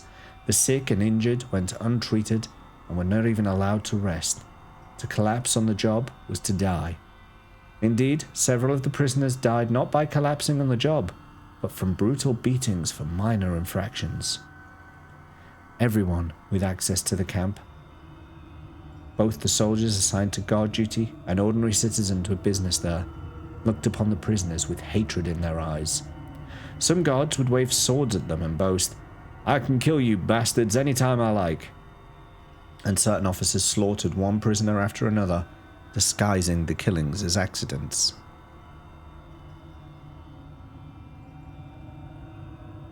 Even as they tormented the prisoners, such men were suffering the deaths of their families and friends in the war, and spending their days in fear of the coming invasion. The camp was a place ruled by hatred and revenge, but also a place shrouded in uncertainty and fear of the day when the captives would become their captors. This tense, complicated atmosphere ate away at the spirits of all, friend and foe alike. The horror of war lay not in the mutual killing of enemies clashing on the battlefield, but even more so in places such as this that were far from the front lines. Kime knew this with every bone in his body. A month passed after the platoon entered the POW camp. The enemy troops were thoroughly exhausted. The fall of the capital was said to be imminent. In spite, or because of that, life in the camp was worse than ever. The tasks assigned the prisoners were even crueler than before, and their diet, which was meager enough to begin with, fell below the level needed to sustain life. The military guards bullied the prisoners as if for their own amusement, wounding them and mistreating them with fatal consequences. All kinds of civilians did their part too, hurling human waste over the fence into the camp. And even if secret stashes of food might be left for them, none of the prisoners dared eat them for fear they might be poisoned. Hatred climbed to unseen heights. To one prisoner who moaned, "Why are you doing this to us?" a guard spat out the answer, "It's just what your country is doing to us." And it was true. All the young men of the enemy country were being sent into battle, where most of them were being killed. Whole towns had been burned down and transformed into rubble. While the soldiers assigned to guard duty knew that defeat in the war itself was certain, they continued to be victors where the POWs were concerned. And while the captured soldiers believed in the victory of their fatherland and waited for the day when their comrades would rescue them, they continued to be the vanquished among victors. The moans of the POWs could be heard throughout the camp. "When is the war going to end?" "The war doesn't have to end. Just let them get us out of here. Have we been abandoned by the fatherland?" Kime kept offering the same advice to them again and again. "Be patient," he would say. "Don't give up hope." Kime knew everything there was to know about war, and so he realized what was happening now. The fatherland's supreme commanders were trying to bring down the capital first and leaving the fall of this military port city for later. The POWs had, in fact, been abandoned. The commander-in-chief would no doubt say, "For the sake of a great victory, we cannot let ourselves be concerned about a small setback." And he'd be right. But precisely because he would be right, Kime could not convey this to the prisoners, who firmly believed that their side was trying their best to rescue them. One POW after another made plans to escape, and for every one of those, there was an informant who exposed this plan to the guards. Both types of prisoner had the same thing in mind: to save himself alone. No one could be trusted. There were even some informants who made up phony escape stories about perfectly innocent men just to put themselves in a little better position with the guards. The only thing waiting for such traitors when the war finally ended would be the revenge of their comrades. As much as they understood this, all they could do was ingratiate themselves with the guards so as to secure their momentary safety. The fence was not the only thing surrounding the POWs. It was not just their bodies, but their minds that had been taken captive. In addition to the ones who died from illness and injury, were increasing numbers of those who ended their own lives after a period of mental suffering. Be patient. Don't give up hope. Kime's words gradually ceased to make an impression on anyone. After the men had been prisoners of war for 2 months, a new guard took charge of Kime's barrack. In place of the young warrior who'd been guarding them, came an old soldier. His name was Jemai. When he introduced himself to the men, he remarked with a grim smile, "Things must be getting pretty desperate if they're calling up an old goat like me." The young guard had been sent to the front lines. This probably meant that the battle for the capital had entered its final phase. I tell you, this war is almost over. In another month, you young fellows will be on the other side of the fence and we'll be locked in here. Our positions will be completely reversed. Jemai needed no prompting from the POWs, and his voice contained none of the hate-filled agitation of the young guards. All you fellows have to do is hang in there a little longer, be patient, and not give up hope. His words were almost identical to Kime's, which meant that Jemai, like Kime, had experienced many a battle over the years. We may be in different positions, but deep down we're the same. You men are unarmed prisoners, and we'll be under your control as soon as you come to occupy this country. I'm what you will be tomorrow, and you're what I will be tomorrow. I don't know how long we're going to go on like this, but if you stop and think about it, isn't it stupid for us to keep hating each other and snarling at each other? Let's at least try to get along. He twisted his wrinkled face into a big grin and laughed aloud. His smile deeply affected the mentally and physically exhausted men. Before they knew it, they were smiling too. This was the first carefree smile that any of them had managed since their capture, or rather, since their time on the battlefield. Jemai's kindness was not limited to words. Of course, the change of a single guard was not enough to substantially improve the prisoners' treatment. The hard labor and meager food were the same as before, but Jemai would speak to them with real feeling. Sorry for working you so hard, but there aren't any young men left in this town to do the muscle work. We're not making you do these jobs to punish or discipline you, but because the town needs your help with these construction projects. I'm sorry we can't give you anything decent to eat, I really am. But everybody outside the fence is starving too. We're all in this together, so try to put up with it. Jemai would try to order somewhat easier jobs for prisoners who had taken ill, and he would sneak them extra food. That's the kind of guard he was. The prisoners started calling him Uncle Jemai, and would even joke around with him sometimes. "We'd be way better off if the other guards were like you, Uncle Jemai," said one prisoner, to which Jemai nodded sadly. "I'll tell you what, Uncle Jemai," said another prisoner. "If I'd known that there were people like you in this country, I never would have volunteered. I'm not forgetting my place as a POW, but let me shake your hand once." Jemai allowed himself the faintest of smiles at this, and gave the man his hand. "You know something, Kime," Jemai said, sitting down beside Kime during a break in the heavy lifting. It was a clear, beautiful day, but the sunlight pouring down on them had lost its midsummer glare. The season was shifting to autumn. "I'd say you're a little different from these other young prisoners. Am I? I know you've seen your share of battles. I can smell it on you."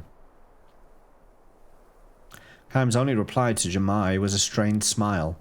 Jemai seemed to have known what Kime's response to his remark would be, and he wore the same kind of smile as he carried on the conversation. "Why haven't you escaped?" "Cecil Scott, thank you for the follow." "It'd be easy for a man like you to break through the flimsy security they have here." "You give me too much credit. You can make it by yourself, but taking everybody with you would be tough. Is that why you stayed?" Kime gave him another strained smile, saying nothing. Jemai was right. If he decided to escape on his own, it would be easy for him to climb over the fence.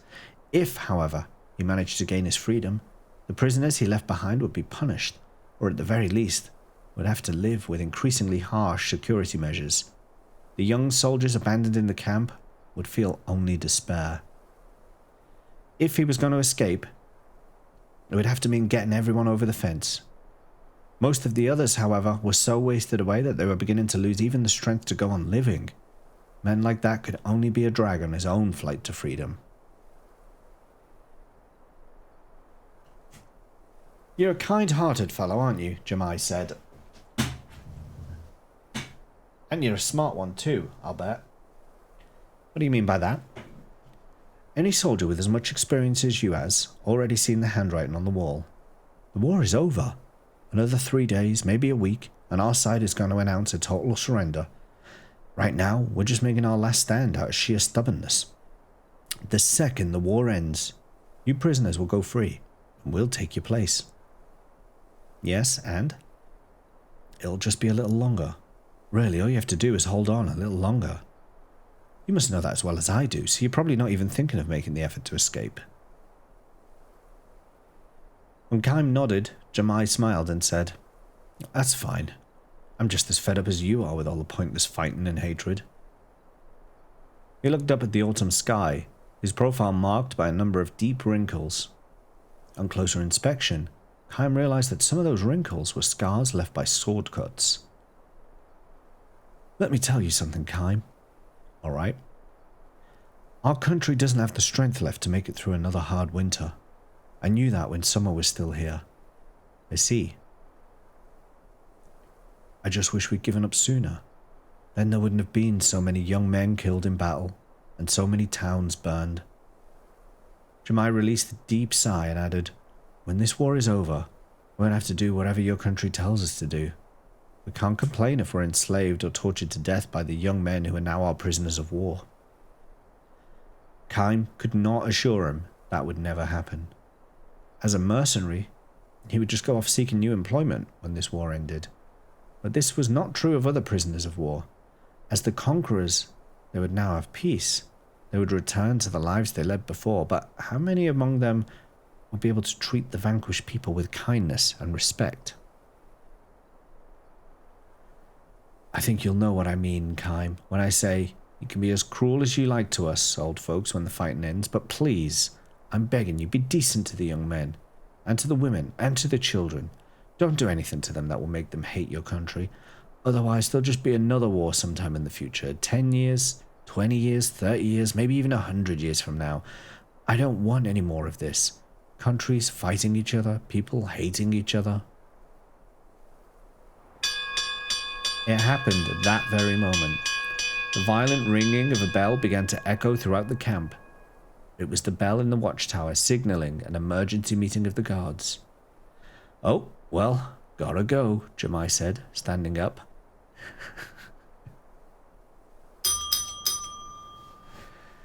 Don't bother going back to work right away. Tell the other fellows everybody can have a little break. He took a few steps before turning to say to Kime with a smile, You know, if we weren't enemies, I would have liked to have a drink with you sometime. That was the last Kime saw of Jemai as a guard. The sun was overhead when Jemai left, but he did not come back even after it began sinking in the west. The next time someone came into the enclosure, it was to the cheers of the POWs welcoming the arrival of their countrymen. You're going to be all right now, men. The war is over. It's a huge victory for our side. Jemai's country had agreed to a total surrender. The guards assembled in the tower were stripped of their weapons, and anyone who resisted was killed on the spot. Gotta move on there, hurry up. The soldiers who, until a short time ago, had ruled the camp, were herded into the enclosure with whips and under the threat of drawn swords. The POWs who, until only moments ago, had been under their rule, now lined up to stare at their former guards, and before anyone knew it, the guards were being cursed and stoned. Hands tied, the soldiers could not ward off the stones, and before long, they were drenched in blood. Jemai was among them. He stared at Kime, blood gushing from his forehead. His eyes showed no hatred or resentment. He simply gave Kime a little nod, looking straight at him as if to say, "Remember what I asked you to do." Kime shouted to the men surrounding these new prisoners, "Stop it! Stop it! They've surrendered! Leave them alone!" But, liberated from the fear of death and from days of humiliation, his young comrades, wild-eyed and screaming like animals, went on stoning their former guards.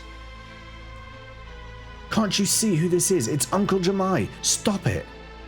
One of the soldiers gave him a contemptuous snort, and all but spit out the words, "That old bastard was just sucking up to us for when our side won." Another soldier, the young man who'd asked to shake Jemai's hand that day, shouted, "He might act like a good guy, but an enemy's an enemy. And besides, he's just some old geezer from a country we pounded into the dirt." He threw another stone at Jemai. Kime's shouts did no good. He started grabbing hands that were ready to hurl stones and smashing people in the face, but no one would listen to him. The commander of the troops that had galloped to the rescue just grinned and said, "Good, good, get it out of your system." And he handed swords to the unarmed men. "Kill them all, and raise some victory cries while you're at it. Think of the humiliation you've endured as prisoners. Now's the time to get even." "No, stop it," Kime shouted. "The war is over." "Wait, I know you. You're a mercenary. You're just spouting a lot of nonsense. A few good sword thrusts could shut that mouth of yours." Commander's aides took this as a signal to surround Kime. "Don't waste your time on him, men. Warriors of our beloved fatherland, kill these soldiers first, and then we can attack the town. Set fires, take the women. We won this war. This town, this country, everything belongs to us now." Commander laughed aloud, but in the next moment his smile turned into a grimace. His aides were falling to the ground. Kime had grabbed a sword from one of them, and now it flashed in his hand. "Traitor! Somebody take him down!" Kime swung around and started for Jemai. But it was too late. The soldiers were already slashing wildly at the former guards, who had no means to defend themselves. Standing amid the hellish scene of human butchery, Kime saw it happen. The old soldier who had been kind because he knew all too well the link between war and hatred fell to the ground without uttering a word, a hateful blade thrust into his back.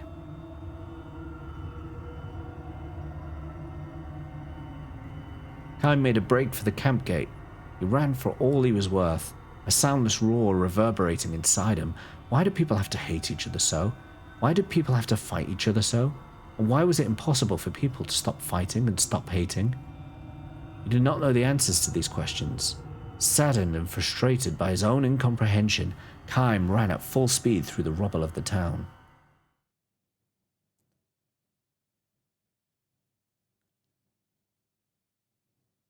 A 100 years passed by.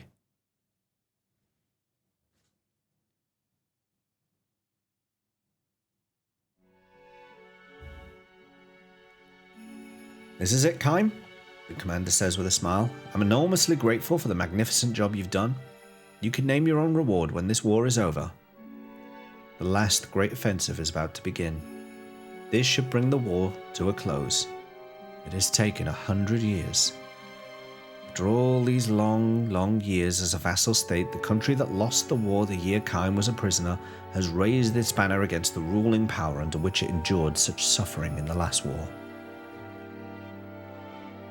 The defeated country has spent 100 years nurturing its hatred for the ruling power, passing the hatred down from parent to child to grandchild. The country that won the war 100 years ago was too filled with the ruler's arrogance and insensitivity to notice what was happening. The only things that it's handed down from parent to child to grandchild are the scorn and contempt for the inferior country under its sway. This war ends with almost disappointing ease. The result's the exact opposite of the war 100 years earlier. No one knows on which side the goddess of victory will smile if yet another war occurs 100 years from now. "Alright, Kime, name your reward." Kime answers the commander's question softly. "I don't need a thing." "Why not? It's true you're a mercenary, but you far outdid the regular troops. Our country wants to show its appreciation for your efforts. If that's how you really feel, I'd like you to promise me one thing." "What's that?" Don't make your enemy hate you. What are you talking about? I'm talking about treating the people of the defeated country with kindness and respect. A shocked expression on his face, the commander laughs and says, "Aren't you the soft-hearted one?" Kaim, however, is deadly serious. "This is the legacy an old man from your own country left me 100 years ago." "Enough," says the commander, still looking shocked. "Dismissed." Kaim himself has no hope that Jemai's legacy will be fulfilled. The 100-year journey he has taken since that fateful day in the camp has shown him only the selfishness and stupidity of the human race. It will be the same from here on out as well. Indeed, nothing has changed since long before he met Jemai. And yet, back at his post, Kaim grips his sword and holds his breath. It will change someday. They will see someday. I want to believe that. Unless I believe it, I can't go on with my endless journey. You know what I mean, don't you, Uncle Jemai? Eyes closed, he can see Jemai's face, smiling sadly. The order goes out to the entire assembled force. Charge! Within the rising clouds of dust, Kaim grips his sword and starts to run. The end.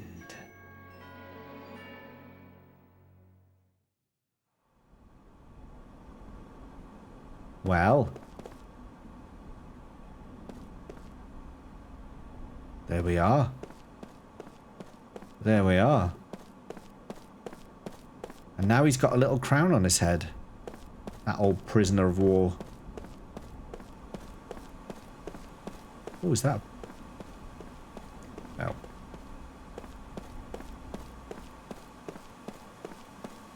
That was a long story. That was a long one. It's quite long. See anyone who looks like this? He's my father. You haven't? I see. He was supposed to visit the city yesterday on an errand during the Gongora coronation ceremony. I fear he was swept up in the goats in advance. Apologize for the trouble, but if you see my father, please let me know. And take this, then you'll be able to recognize my father from it. Oh.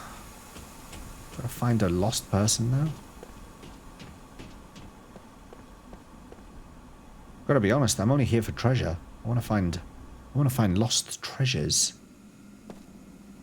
inside of the castle. There has to be a royal seal inside the castle, right? I mean, that would be crazy if there wasn't.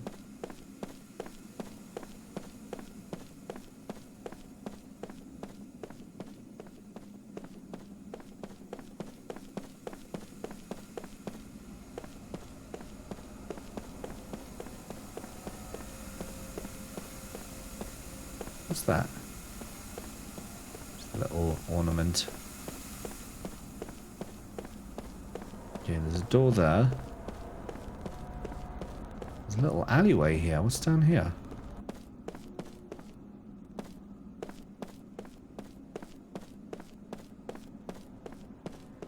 Well, clearly there's going to be a secret room right here that I activate somehow. Maybe it's a story. Maybe it's a story thing later. We'll find some way to open that.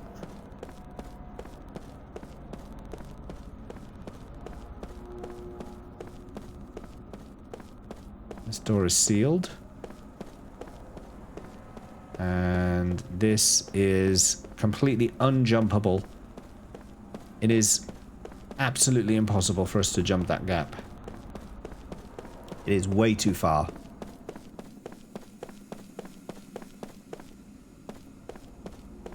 Oh, sorry, something there. Nope.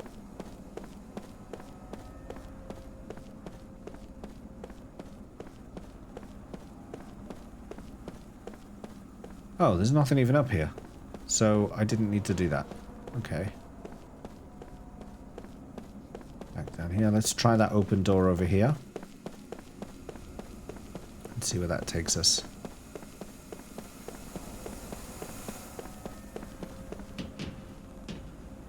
Oh, it's a lift.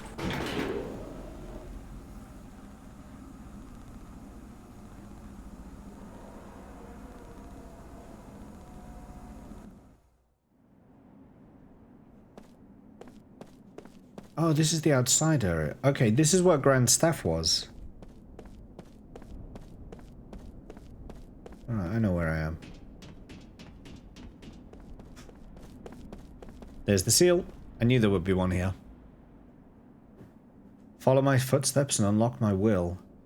Oh, so this will be the last one. That's going to be the last one. Okay. Mrs. Game when it's done. It is really good. It is really good. I'm glad that people are seeing the light and understanding.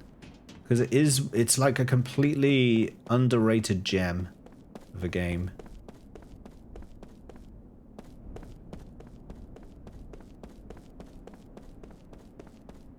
Alright, let's go back down. So we want to go, we still need to go to Gongora's mansion, because there's a royal seal there. Down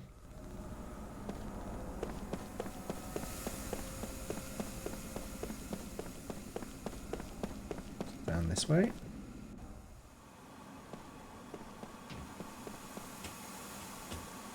Oh yeah, you lost your dad. I'm gonna have to... Do I really have to talk to everyone again and try and find... Piece of paper detailing a missing person. I want to talk to loads of NPCs.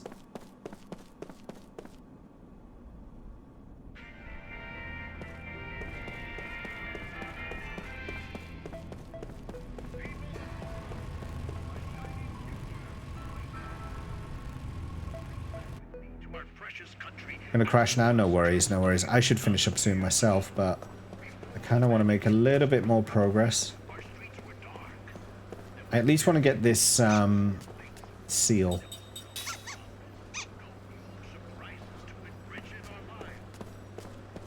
What's the grade? It's absolutely breathtaking, very unique. It's pretty old as well now. That's the other weird thing about it. Great Gate Station or Central? I think it's Central I need to go to. Yeah. It went kind of under the radar back in the day, and I don't really know why. Well, I do know why. It's because it was exclusive to Xbox. It was such a terrible decision. Like, not even on PC. Had it even had a PC release, then it probably would have done a lot better. But to have it exclusive to Xbox only was a poor decision.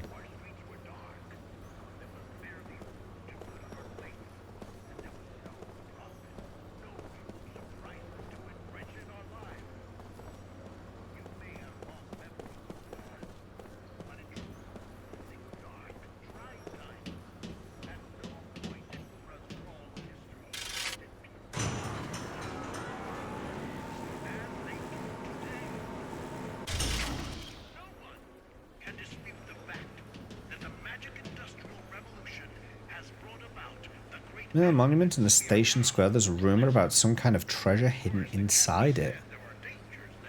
In the station square? A group of royalists took something out of the palace and hid it there, or so the story goes. The council... Inside the station square monument? What?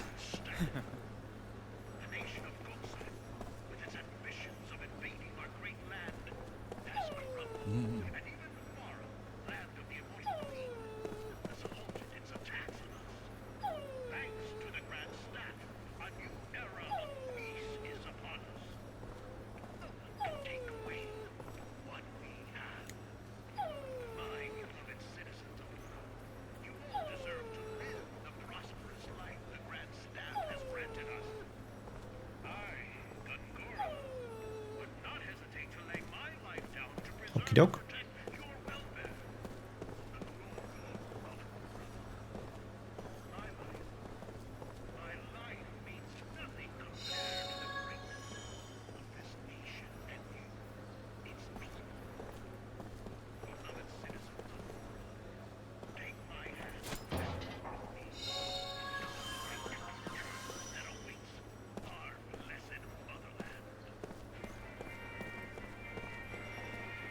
So yeah, still nothing that I need there.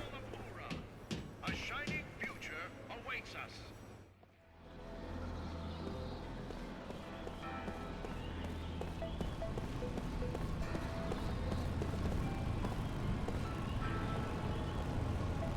I don't want a magic taxi.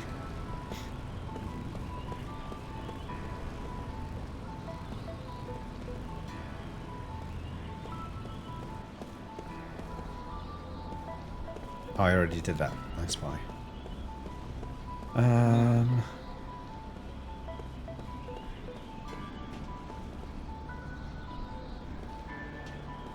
Oh, here.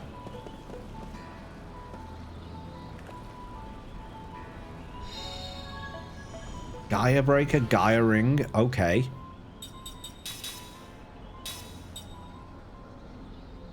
It's only 7 more. Damage up to, critical up to, 2 times GC damage. Yes! Yes, we will equip that.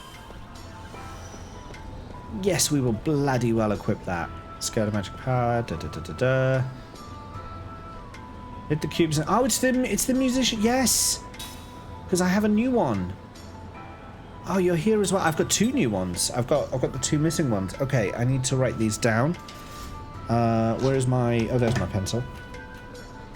So we missed out number 7, so we're going to do that one now.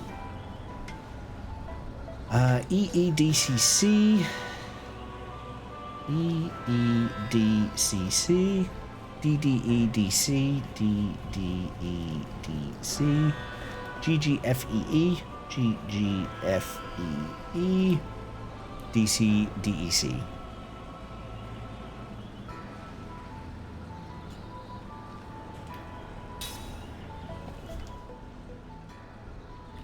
Why'd you take everyone away? Every time I have to redo this laddie thing.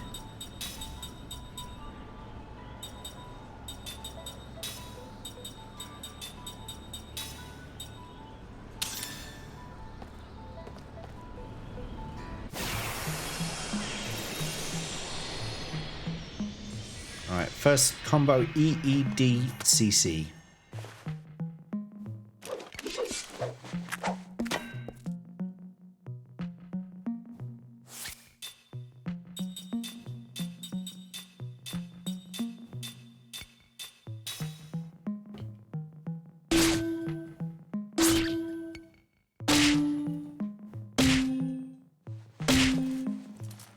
DDEDC.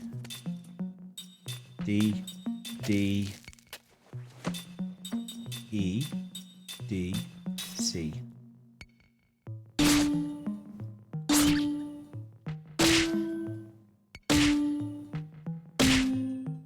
GGFEE. GGFEE.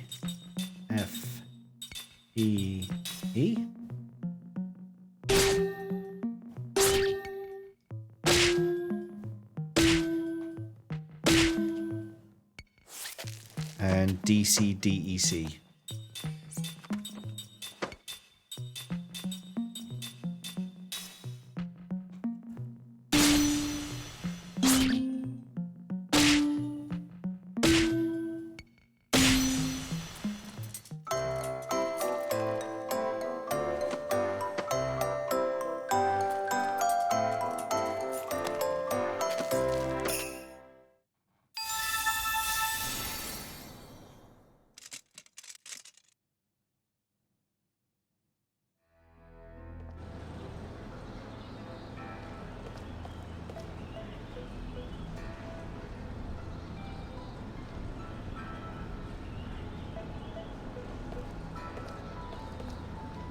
That was awfully melodic to listen to Vidya die to. Assume it's not going too well for old Vidya over there then at the moment. Alright, last one. Cubic Maestro. Oh my goodness, this is a long one. Alright, R-E-E-R. R-E-E-R. D-R-C-D. EGAB.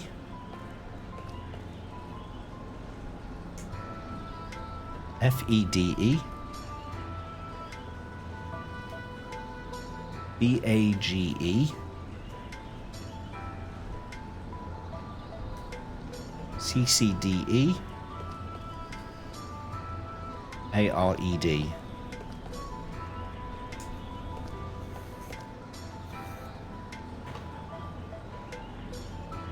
Surely you can just remember all of that? Easy.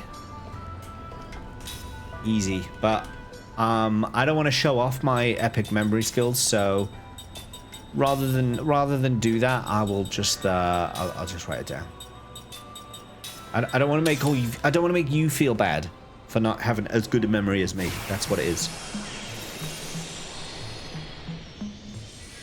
I'm thinking of your feelings. R-E-E-R.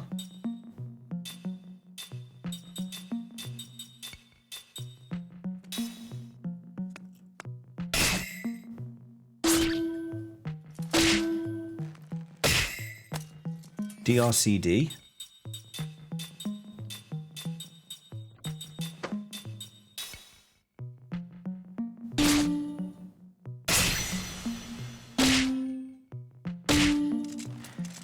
EGAB.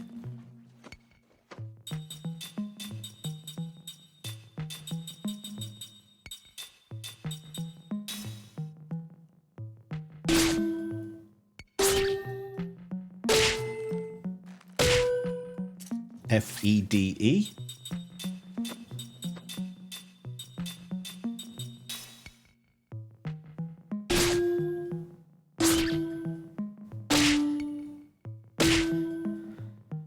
BAGE.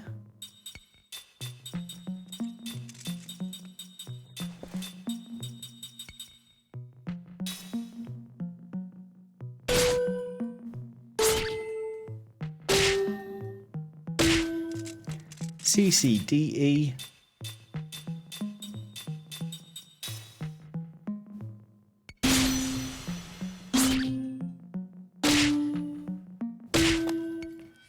And ARED.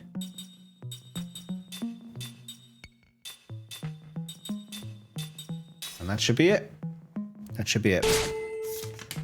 And then I think this is the last one.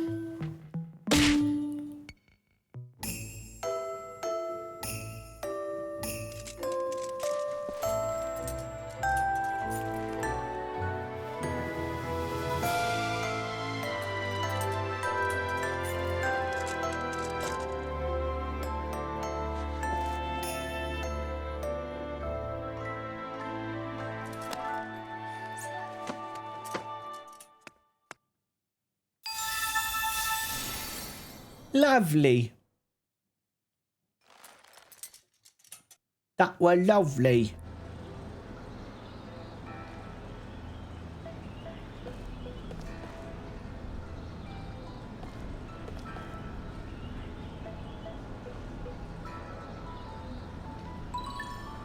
Sunderic glasses. See you later. Come play again soon. You hear? Well, I don't think I need to. I think that's it now. What do the Sunderic glasses get me? Glasses that reveal unseen treasure. Oh, you're kidding me? There's unseen treasure chests? What does that even mean? What does that even mean?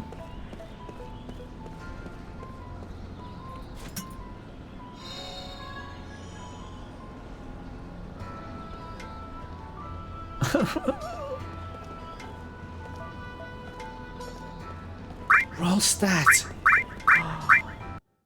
Roll stat. We're exploring the city of Urara at the moment. We're just looking for any kind of leftover treasures, leftover side quests, any kind of items that we've missed out. There is one thing in particular that I'm trying to get, and that is the royal seal for one of Tolton's accessories or weapons. I'm not sure what it will be just yet. But I'm just talking to NPCs as I run through and just making sure I've not missed anything too important.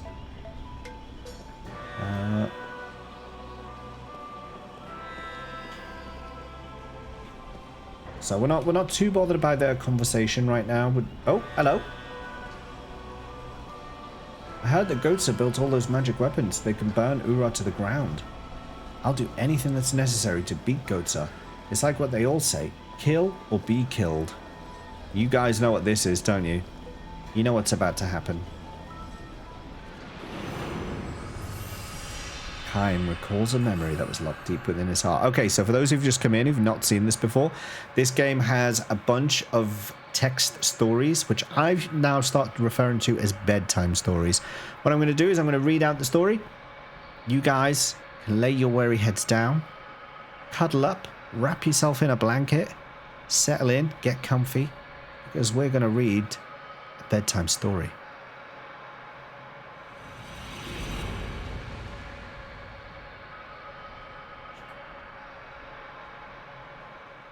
You're going to head to sleep now? Just in time, Neon. Just in time for a bedtime story. Thanks for your help today, Neon. I'll see you soon, I'm sure. This story is called Beyond the Wall. Oh, wow. The wall is being demolished. Sledgehammers resound on both sides. The wall marked the national border for decades, until yesterday. Border might not be the right word, however. Originally, both sides were part of a single nation. The country became divided owing to differences in ideology, and the two sides remained so mutually antagonistic that a high, thick wall had to be built. No parallels with the real world here at all.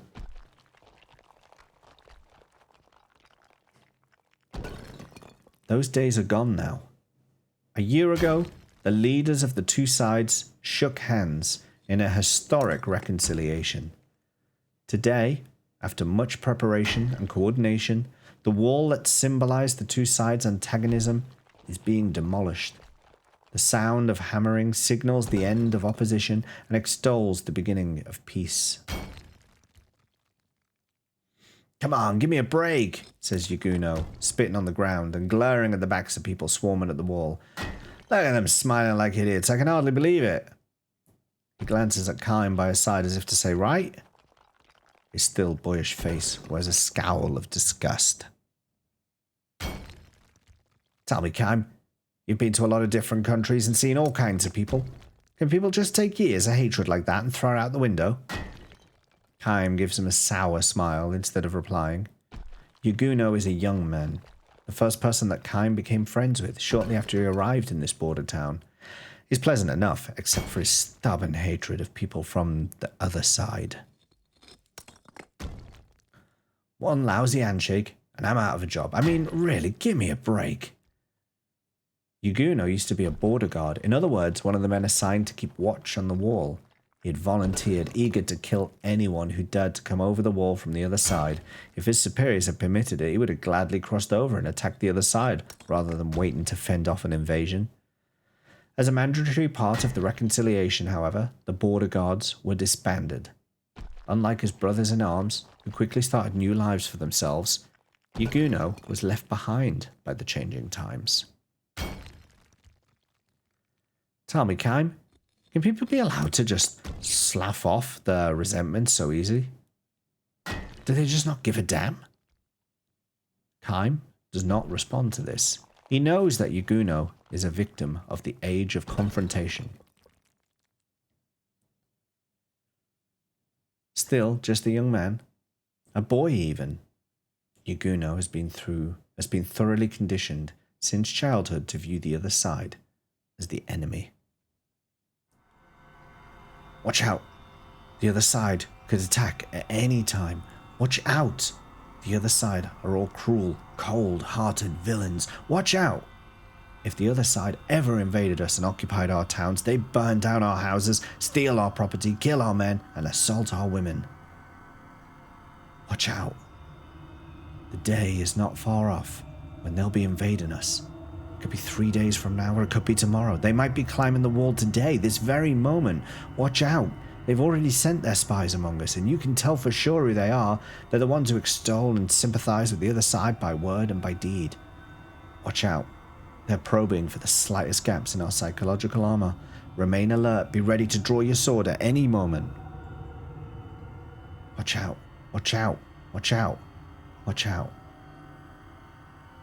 There was much to be found out about the other side in the history books distributed in the schools on this side.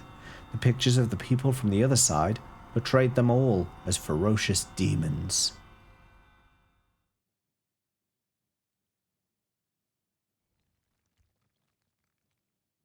I'm not the only one, you know. All of us were taught the same thing. So how come everybody but me is so happy about the wall coming down? Yaguno asks, looking utterly bewildered by these new developments. Again and again, he repeats his disbelief. Thank you for the raid, Rostat, and have a good night.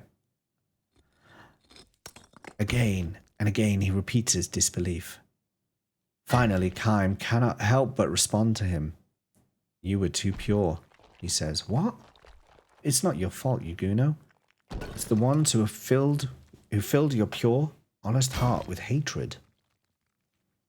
Wait a second now, Kaim. The animals who live on the other side of the wall are the ones who did that to me, the horrible things they do. Kaim cuts him short. Have they ever done anything horrible to you? Well, sure, no, not really to me, but just what is it you hate the other side for?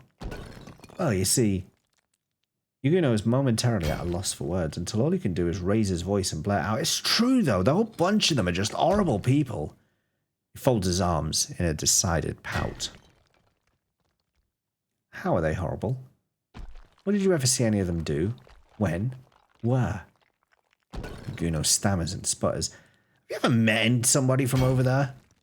Oh, wrong voice. Have you ever met somebody from over there? Kaim demands to know. Yuguno hangs his head and shakes it from side to side. With a grim smile, Kaim says, "Well, I have. And they're not devils or demons or anything of the sort. How could they be? We used to be part of the same country." But that stuff is beside the point anyway. Countries and races and tribes, you're all human beings. You're all the same. Yuguno stays silent, hanging in his head.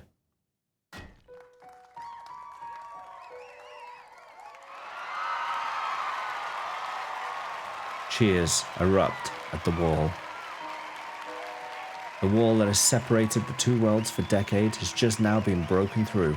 Representatives from this side and the other side walk through the opening, greet each other with smiles and firm handshakes, and embrace. The cheers grow louder and people, mostly members of the younger generation, gather in circles here and there, expressing their joy. Yuguno glares down at his own shadow and asks Kaim, "So what should I do now? All I've ever done is hate. All I've ever known is how to hate them." Kaim gives Yuguno a pat on the shoulder and says, "It's not too late to change. You can start now." Can I? You can. I'm sure of it. Kaim is sure because he knows what it's like when both sides were a single country. It was a kindly nation, by no means rich. It was yet a happy country of compassionate people. I haven't finished the game yet, Fifth, no. I'm telling you, Yuguno, people can change. If you say so. Over there, Yuguno, look at those people enjoying themselves. Hesitantly, Yuguno raises his head. Around the wall, a celebration is beginning. Young people are dancing, singing, toasting each other, engaging in conversation, and all of them used to be companions of Yuguno's who received the same education he did. No doubt the young people on the other side were similarly educated to hate. What do you see over there? Demons? Devils? Yuguno shakes his head and lets the tightness go out of his shoulders. I'm beginning to wonder, Kaim, why until now I've been so... Kaim pats him on the shoulder again to signal that he understands. People can change, he says. They can change from hating to loving, and from loving to hating. Yes, Kaim knows about that as well. He saw how such a wonderfully unified country was divided in two at the end of a violent civil war. Don't change anymore, Kaim says, not just to Yuguno, but to all the smiling young people. A young girl hesitantly approaches Yuguno. She is from the other side. She holds a plate full of cookies. Have some if you'd like, she says. I baked them this morning. The cookies are heart-shaped. Urged on by the smiling Kaim, Yuguno reaches out for a cookie, his face bright red. Thanks, he says shyly, and takes a bite of his cookie. Good? She asks. Yuguno turns a deeper shade of red and says, delicious. White birds cut across the blue sky, from the other side to this side, from this side to the other.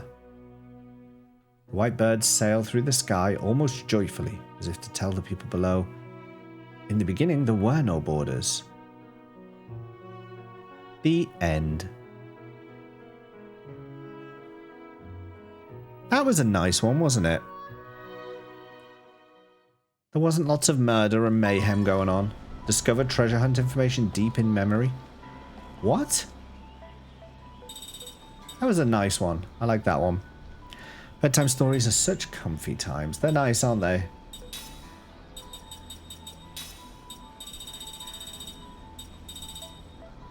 An ancient pirate treasure lies in the terrace cave on the Namar. I've already been to the terrace cave.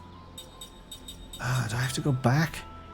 Sarah's present is hidden in the oh, I've got to go to Sarah's mansion? I didn't even know that. When did I unlock that one? So I've got to go to the sorceress mansion.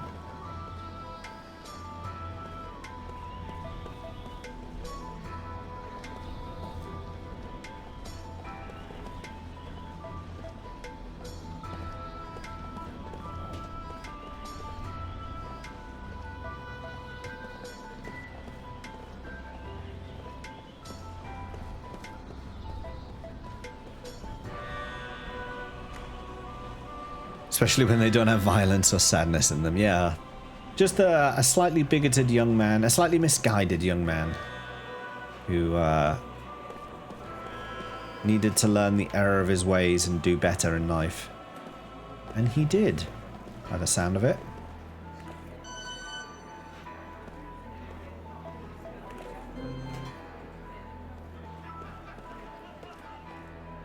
Oh, here we go again. Hold on. You're fresh from the battlefield too, aren't you? Guess we both owe someone upstairs big time, huh? I kind of feel like a heel, thinking about all my dead buddies. But having another chance to see your family, well, that's a great feeling. I didn't think I'd actually make it out of this alive. After all, I've no idea what I'm going to do when it's time to knock on my family's front door.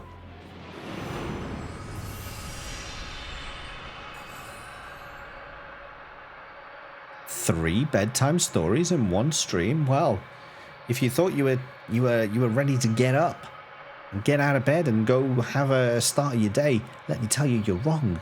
Sit back down, wrap yourself back up, put your head back down on your pillows, because we're going into yet another bedtime story. I'm never going to get this thing that I need. I'm never going to get what I need, this seal. Okay, off we go. Another one.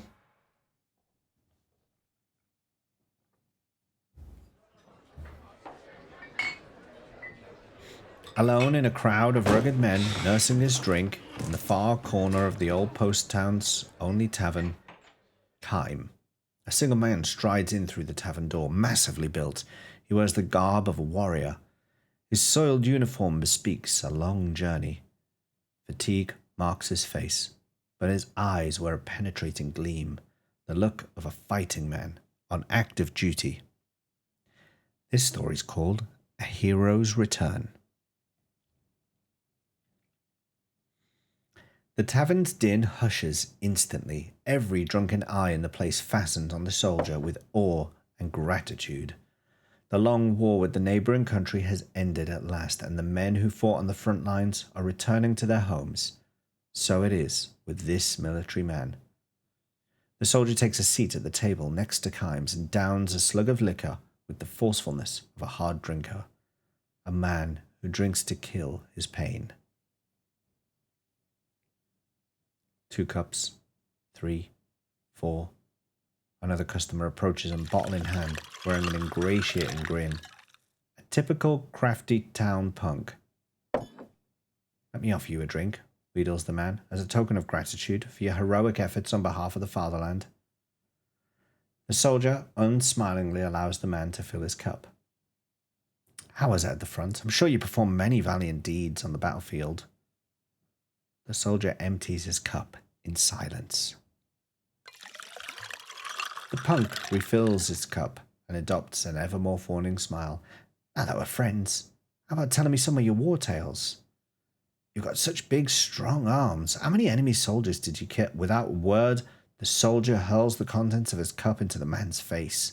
The punk flies into a rage and draws his knife. No sooner does it leave its sheath than Kime's fist sends it flying through the air. Tomorrow's Pi Day. 15-3. 315. 315 for you guys. For you it is, Cobra. Not over here. Not over here.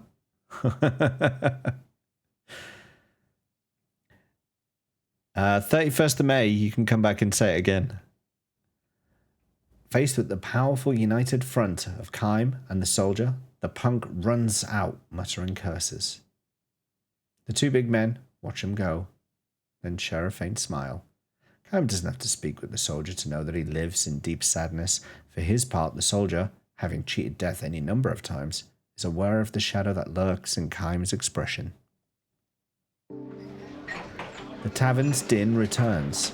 Kime and the soldier pour each other drinks.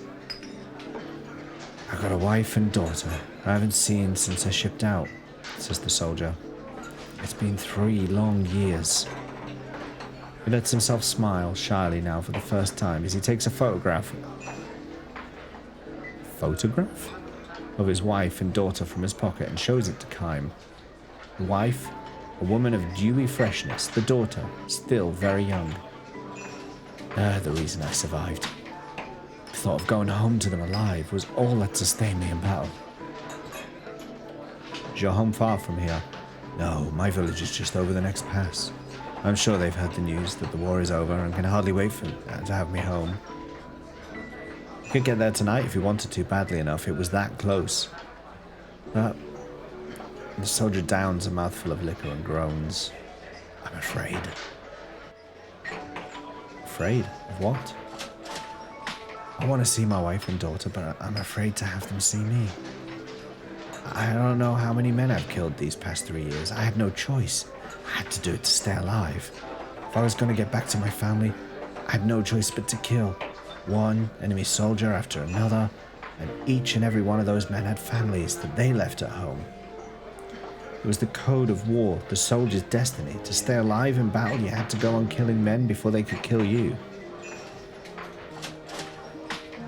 I had no time to think about such things at the front. I was too busy trying to survive. I see it now, though. Now the war is over.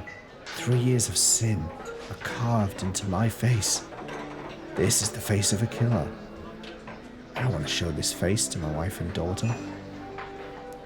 The soldier pulls out a leather pouch from which he withdraws a small stone. He tells Kime it's an unpolished gemstone, something he found shortly after he left for the battlefield.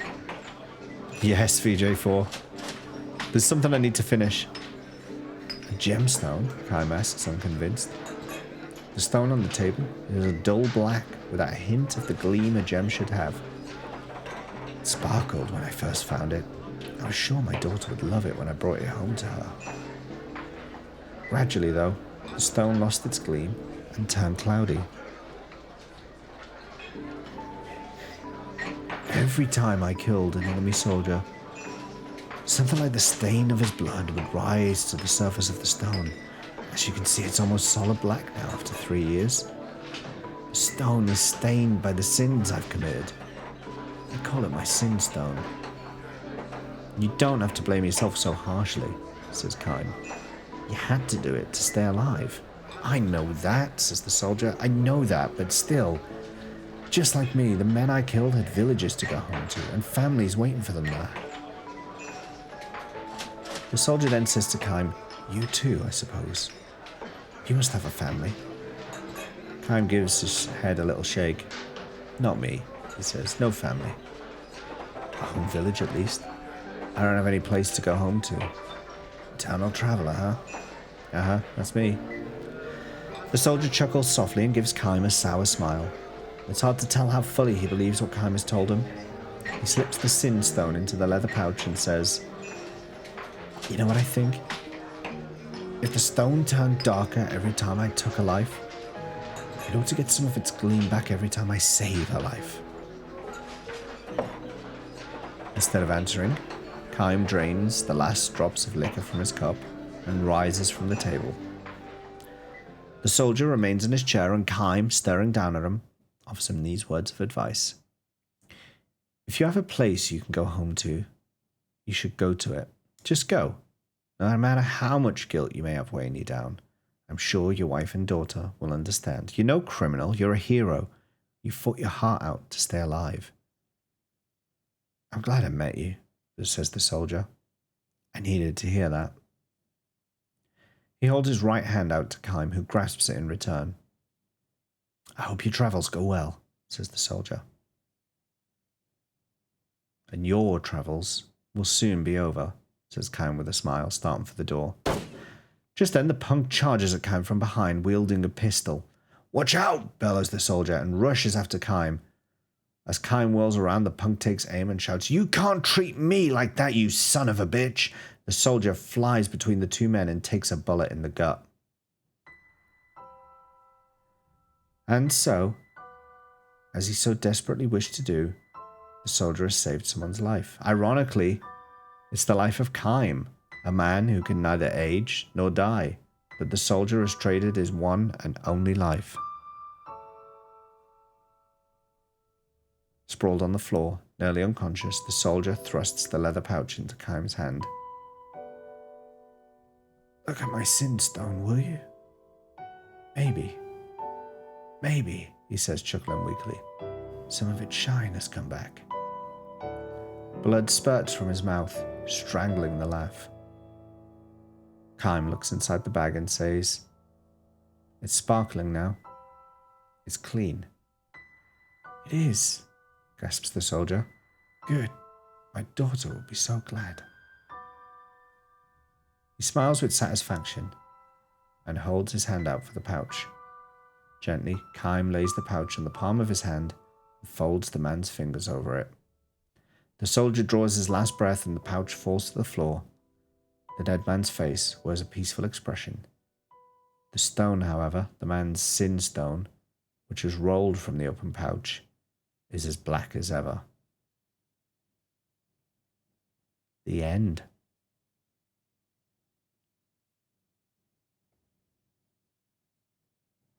I'm not sure about that one, eh? Ooh, that was a heavy one at the end. That got a bit heavy towards the end. How you doing, VJ4?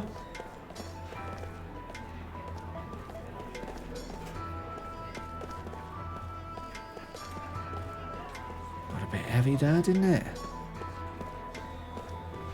We've done that one, we've done that one.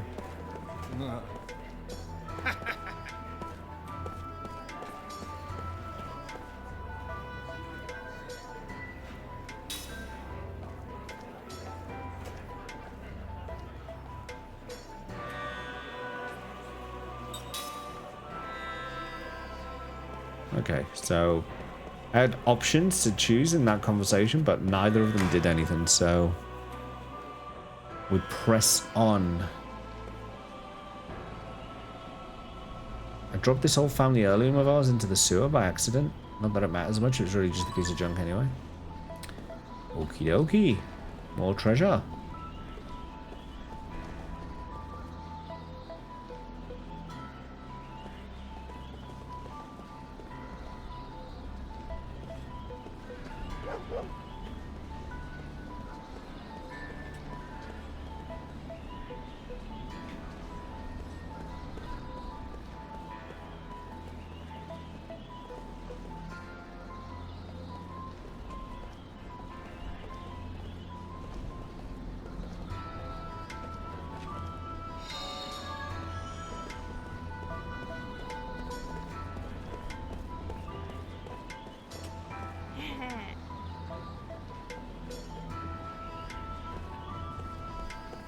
Okay, that's the alleyway, which I think I've already done.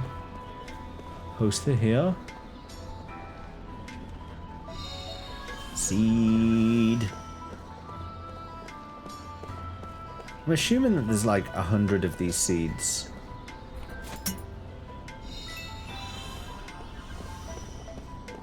And I found a good amount of them, but I don't know what I'm gonna get at the end.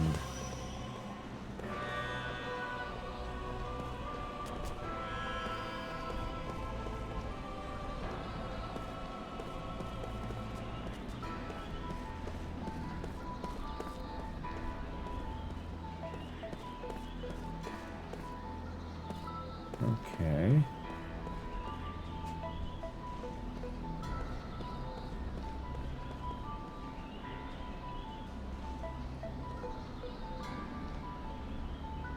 We're using the street over there. I will use the street over there. That's fine. I'm not allowed in here? No. Okay. That's fine. Okay, in fact, let's save before I go to Gongora's mansion. I think I'm going to hightail it up there, so I'm not going to talk to anyone else. I'm just going to run up to Gongora's mansion, and then in the next stream I can talk to people on the way back out. See if we can find any more treasures and things on our way. Because I don't want to risk running into another bedtime story at this time, when it's 10 to 1 in the morning. Because if I do, I'm going to be here all night.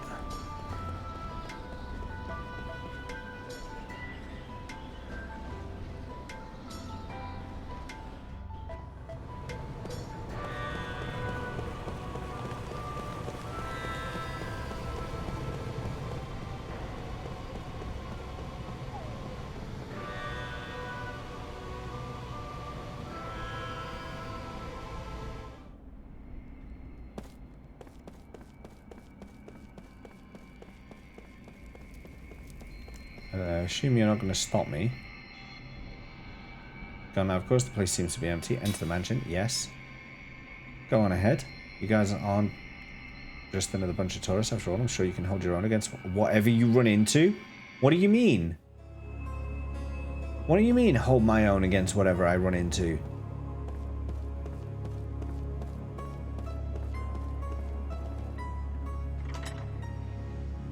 What's that meant to mean?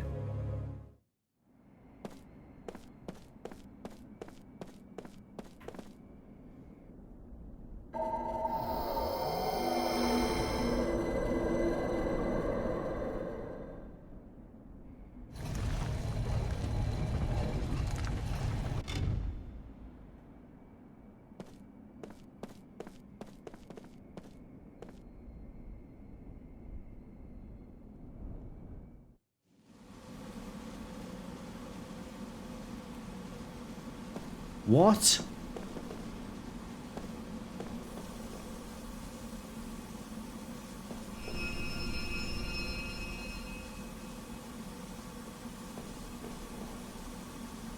Oh my god, the hidden treasures. This is one of them. Composite magic book. Oh, finally! I'm gonna get more composite magics. Ming. Oh, you're already...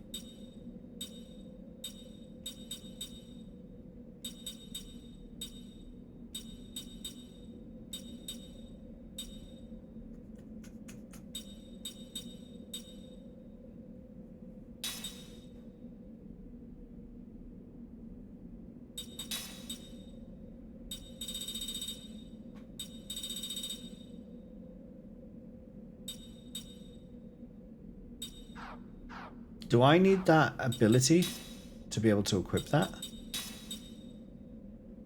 I haven't even had the level 3 composite magic yet. Requires special accessory ability to equip. Okay, yes, so I do need the special accessory. So I'm going to have to start using Sed in my party. So I can get that ability learned on everyone.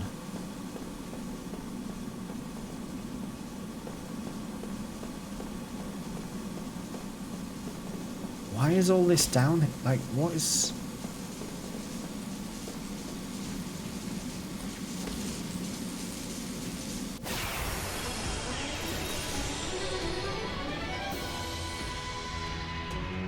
I'm always ready. Bow, bow, bow.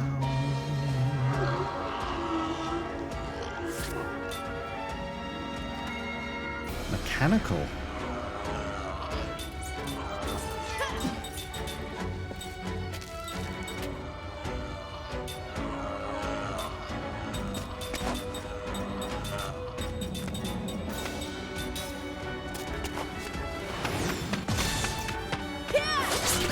Seems too long since we heard this music. It has been a while, hasn't it? Ah, I missed. Not gonna lie, taking the wheel away while I'm still actually trying to hit the center is not fun. It's the only time that's happened in the game so far.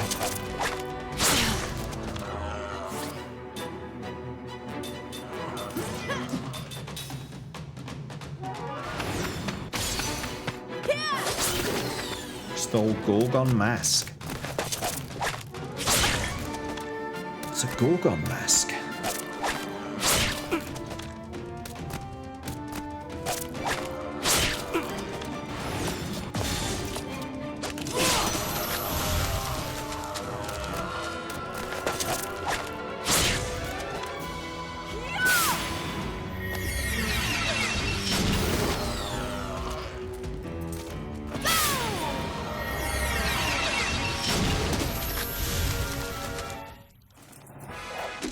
I don't think using Prism was a good call there. I don't think it was a good call. You've learned level 7 magic. What does that give you access to? Heal-less? Heal up?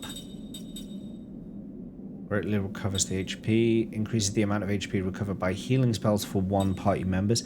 But we don't have the level 8 spells yet. So we don't have Divide yet.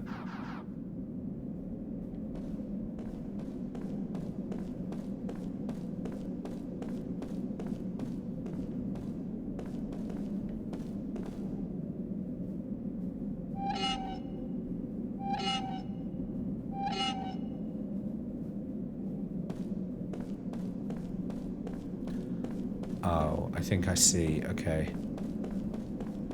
I think I see. So, we have to... There's a bit of a puzzle going on here.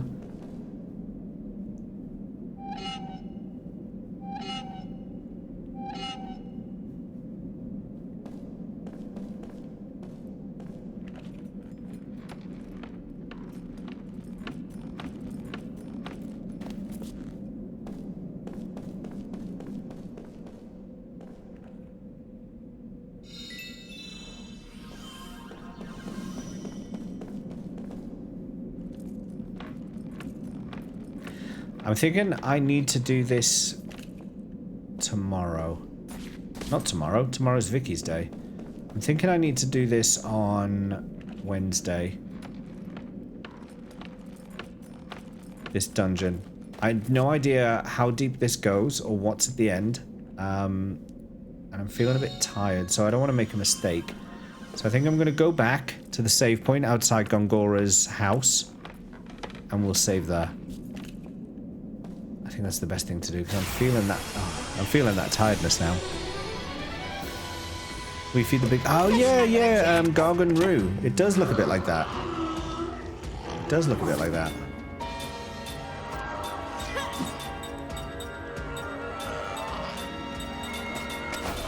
Rupan Smiggy! How you doing? How on earth are you doing today?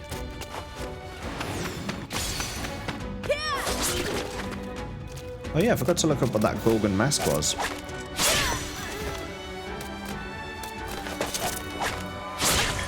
No gags. Guess what I got in there? Oh, did it arrive? Excellent. I forget, was it a t-shirt or a hoodie that you got? I can't remember which one it was. What was it you won again?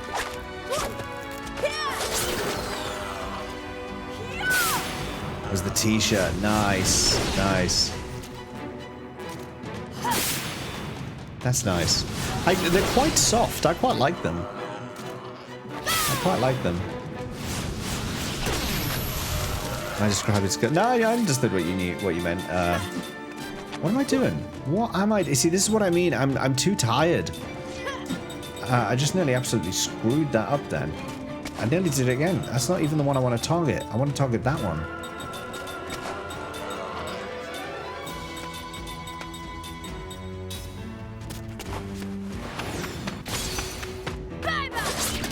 Extra big for lounging. Nice. That was the Gags giveaway shirt? Yeah, it's arrived. It's arrived, Gags.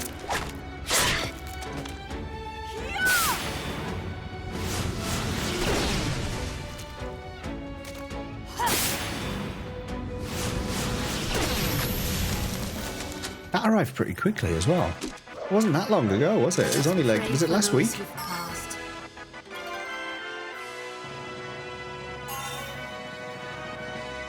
Seth and Sarah. Okay. HP plus 3. Okay, so if we take that from there. Make you windproof. And we change your skill.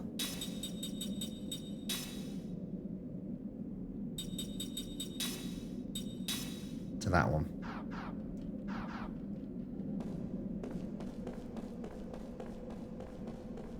Was it Friday? God, maybe time just feels very slow to me at the moment. I don't know what it is. It's long work days at the moment, maybe. Design is tippy top. I love everything about it. Oh, thanks, Rupants. An FF10 one. Oh, that would have been, yeah. No, it would have been Tuesday then, because I don't think it was last Friday, was it? No, it was. Yeah, no, you're right. Sorry. See what I mean? I'm all over the place. I don't know what's going on anymore. I'm going to bed soon, don't worry. I will catch up on all my sleep and then I'll be fine again, but I think I'm just feeling it now, which is why it's probably a good idea not to do that dungeon right now, because I will do all sorts of stupid mistakes. I'm getting out of it. So that is pretty much us for another stream. Oh my god, you're still here? Not for long. Not for long, Bryn. Not for long. I'm going to say thanks to these glorious individuals who are about to come up the side of the screen here. Today's new followers, 1.0 and Cecil Scott. Thank you for the follows earlier today. Cecil, I did see your follow earlier, but I was in the middle of a bedtime story, so I couldn't give you the proper welcome I normally do. Kiz1 RPG Gamer, Man Like Chuckles, Mighty Morgan, Neon Genesis, Rinvello, Rasusu, and Sordeo Ventus. Thank you for the bits today. We had resubs from Akira, from Kiz1, from Luqueta, and from Sordeo Ventus. We had a gift sub from Rasusu. We had raids from Fallen Sleuth and from Rollstat. Thank you everyone for the support today. Mods, thank you for your modding, particularly with the prediction stuff today. Thank you very much. VIPs, thanks for vippings. And chatters, of course, thanks for chatting and keeping me company as we've gone through all of this. Dang, coming in at the tail end. Sometimes that's how it is, Rupans. I'm actually on an hour late tonight. I didn't intend to go an hour later than normal, but I kind of got wrapped up in the game, and you know how it is sometimes. You just kind of can't stop. You just can't stop yourself. You just got to carry on.